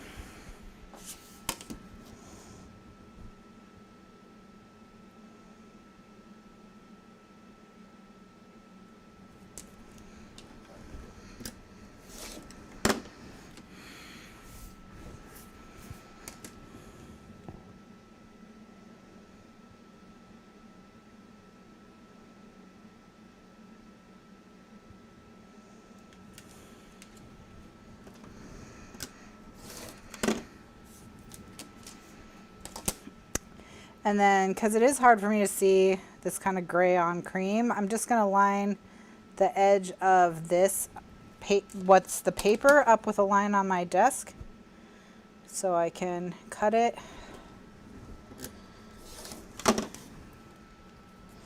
And now that's a square, so it'll go like so, right on there. Okay, all right. All right, let's put this on. Okay, all right, that's cute. Good job, everyone. Good job. Good choices.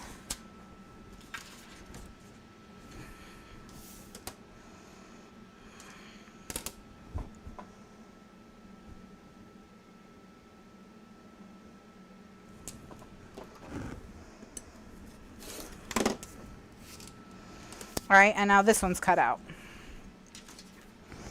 Okay, so I'm gonna let the other one just dry on my printer and we'll start taping. So starting with these, I'm gonna run tape down the two long sides. And I don't remember how big the pieces of this need to be.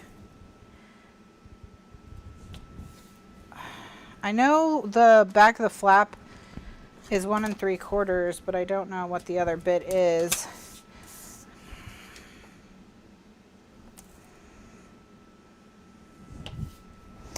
So I'm going to do 1 3/4 and 2 1/4 so that it's a total of 4 inches. And I think that'll probably be fine.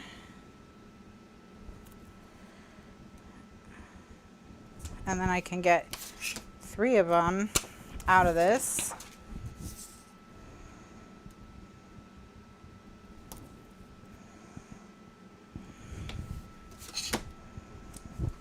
Okay. And I'm also going to put tape down the long sides of this one. This one's going on the tags though, so we probably won't be using this one tonight. Oh, 8 minutes left? I only have 8 minutes left?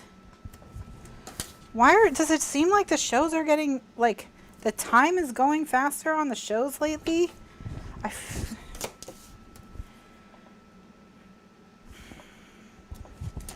Is it just me? Am I the only one who feels like 2 hours is just flying by?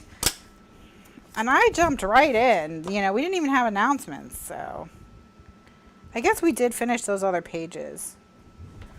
The quilts. So we did get stuff done, but my goodness. Okay. So here's what I'm going to do. I'm going to keep these in pairs.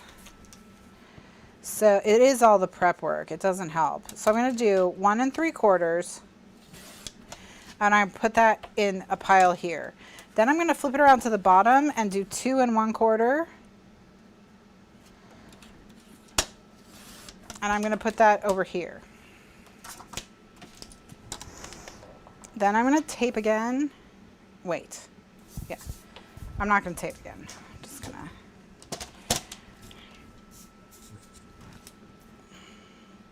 Yeah. So then I'm going to do 2 1/4. And then 1 3/4.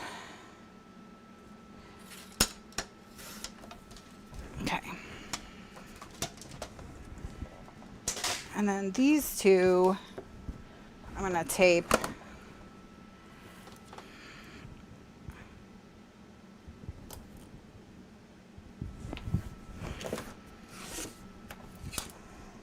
Yeah, this album has required quite a bit of work, but I do think it at least looks cool.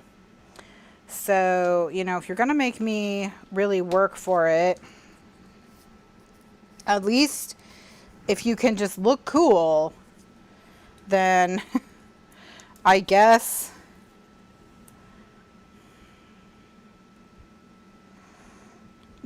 I'll be cool, I'll be okay, you know.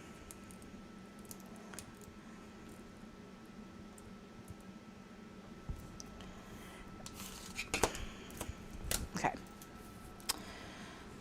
When this one gets cut, it should have tape down the middle. So now I'm just gonna finish taping the rest of them.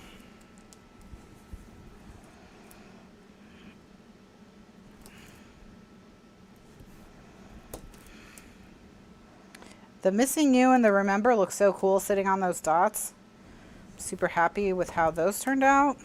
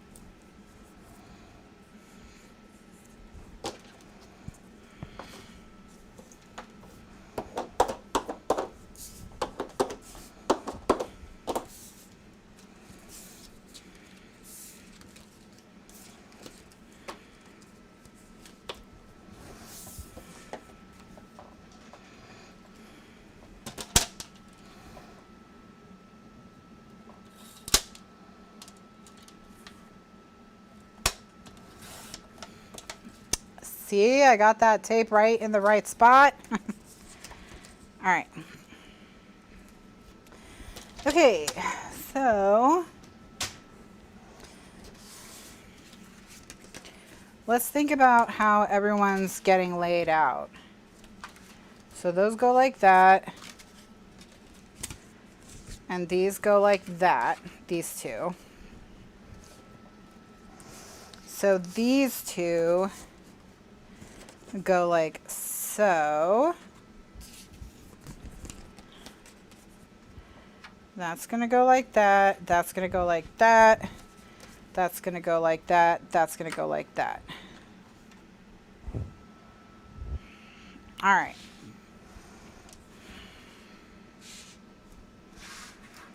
Okay. So now,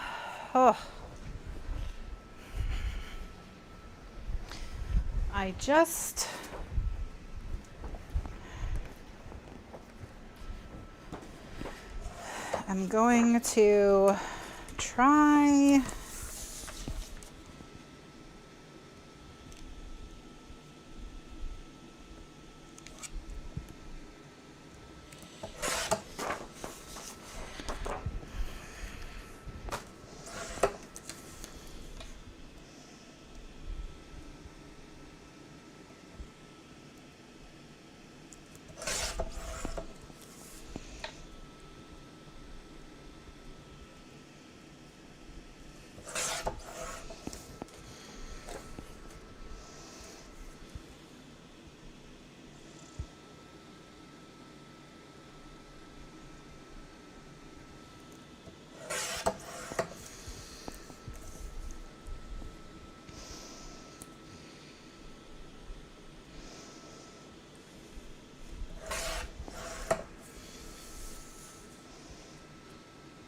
trying to cut this out on my trimmer, and it's working okay, but I wish I had cut it out on my with my ruler, because I think I would have been a little bit neater, but I'm trying to be fast.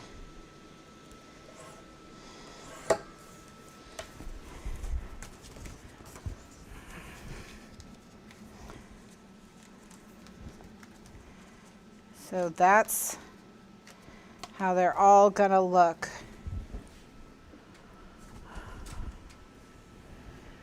All right, that's cute, little sprinkle. Okay, so what needs to happen now is, now that we've got them all together, it's 11. I'm gonna do one, okay? So I'm gonna pick them up, 1, 2, 3 in a stack, and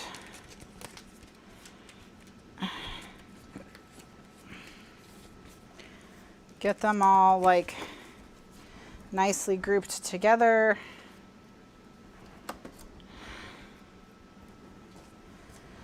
And I'm going to just set these to the side, and we'll at least get one done so I can show you how to deal with the fact that this needs a hole punched in it.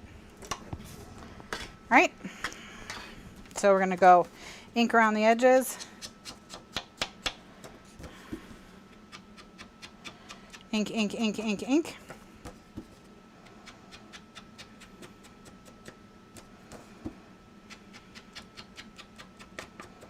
Okay. Now, I'm going to stick this down.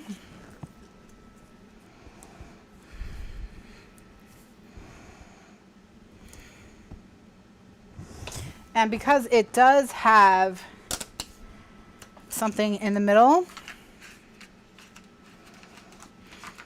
I'm just going to actually put this right on the middle itself, because I want to make sure I get right next to that hole.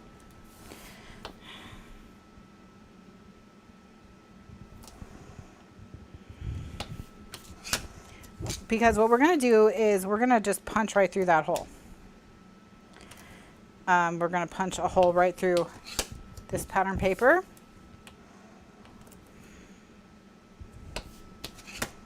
Okay. Up, down, burnish, peel.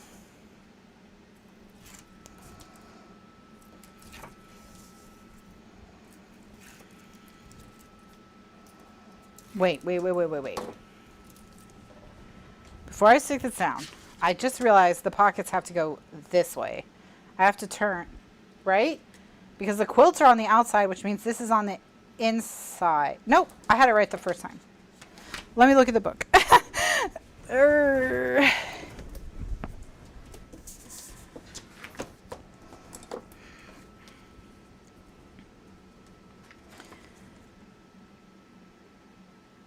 No, I had it right the first time.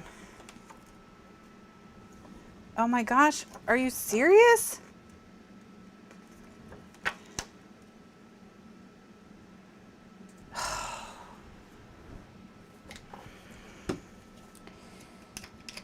You little brat.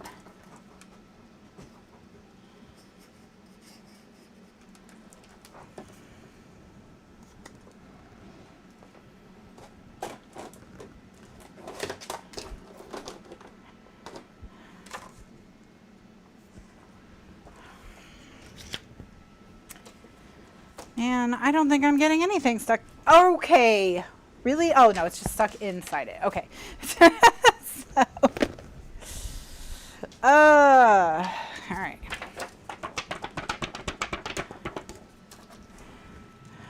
I don't have an Etsy store, but I do have a website, www.kathrynscraps.com. It's where I sell my tutorials and album basics guides. I also have a few tools like this. I have this tape tearing tool. I have the photo here stamp set. The one that shows how to put your photo here. That one, I've got that there. But yeah, that's where I sell all my tutorials.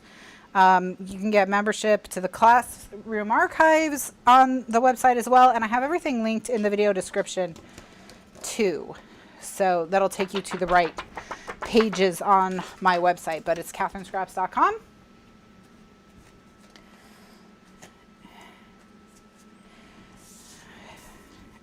And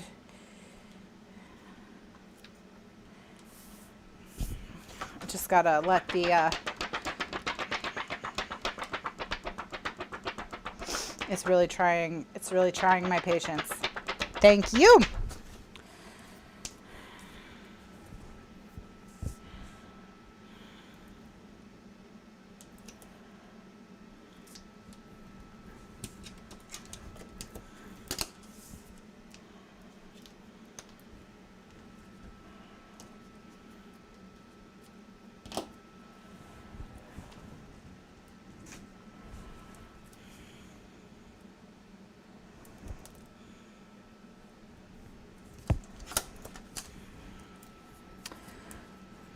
All right, so hopefully it's just dry enough that this will stick.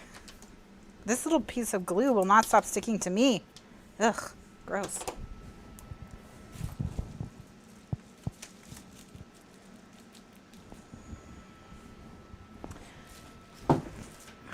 All I want to do is, okay, thank you.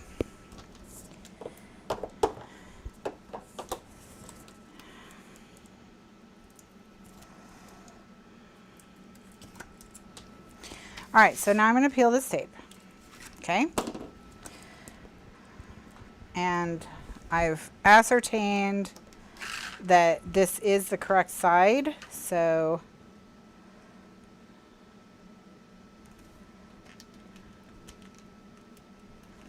I'm going to line this up like so. Did I peel that tape? Did you see me do that? I don't care. You know what? I don't care. I don't care. All right, so now what I'm going to do is I'm going to go now where I can see this hole.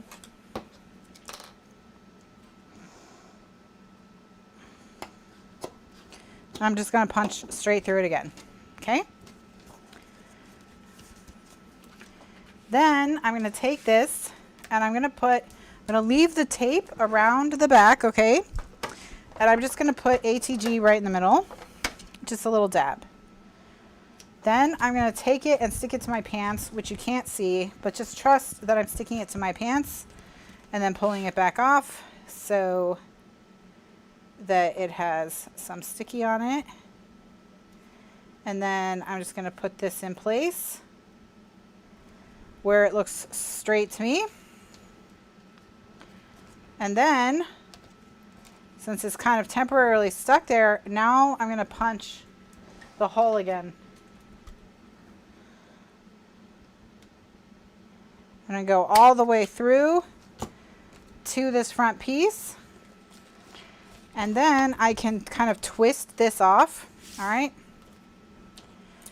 I can peel this tape.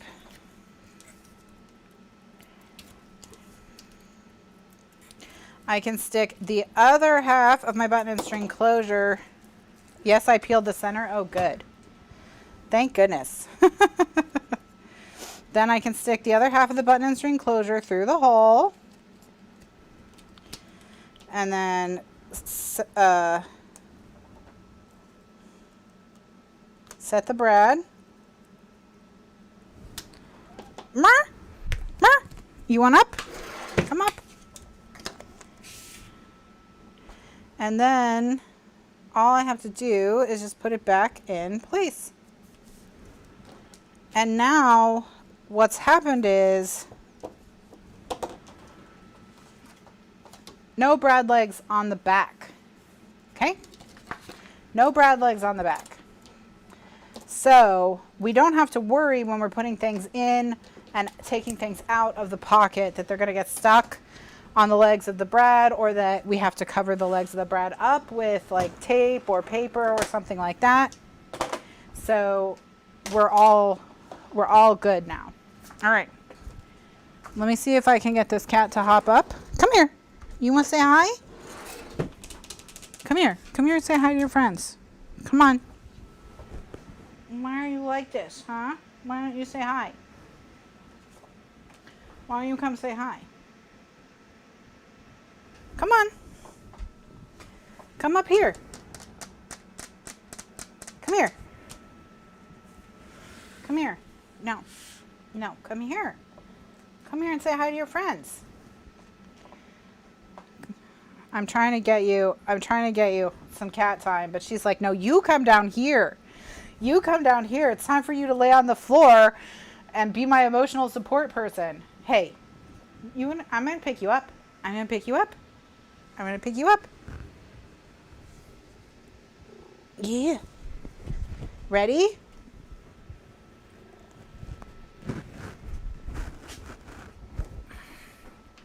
Hello. Hi. She's very wet. You can see from standing in the rain like a genius. All the cats that live here are geniuses.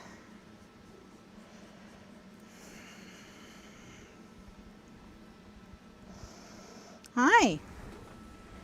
Yeah, you're a genius. You're a genius. You're a genius. Look at this happy kitty.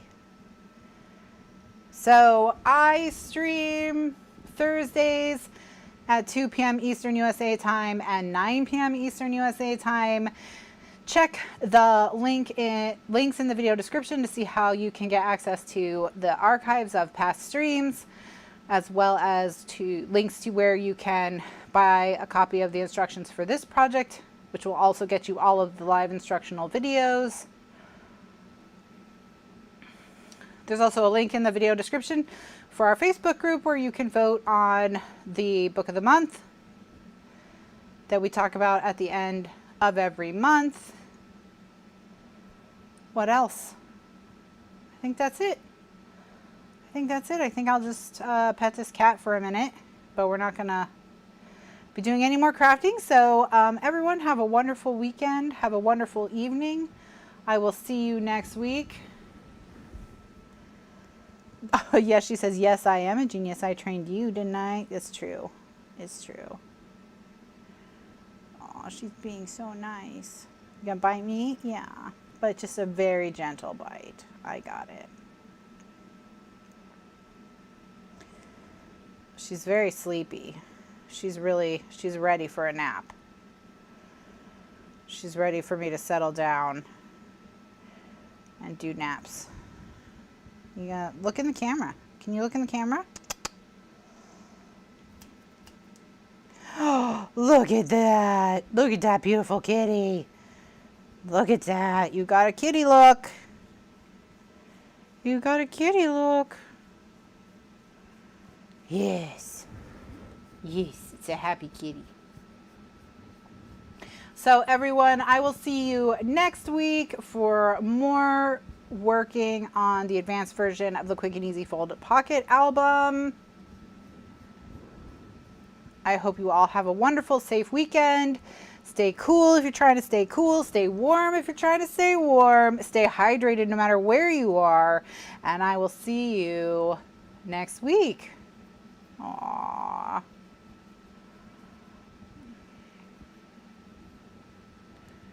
Aww, yeah. Nice kitty. Nice kitty.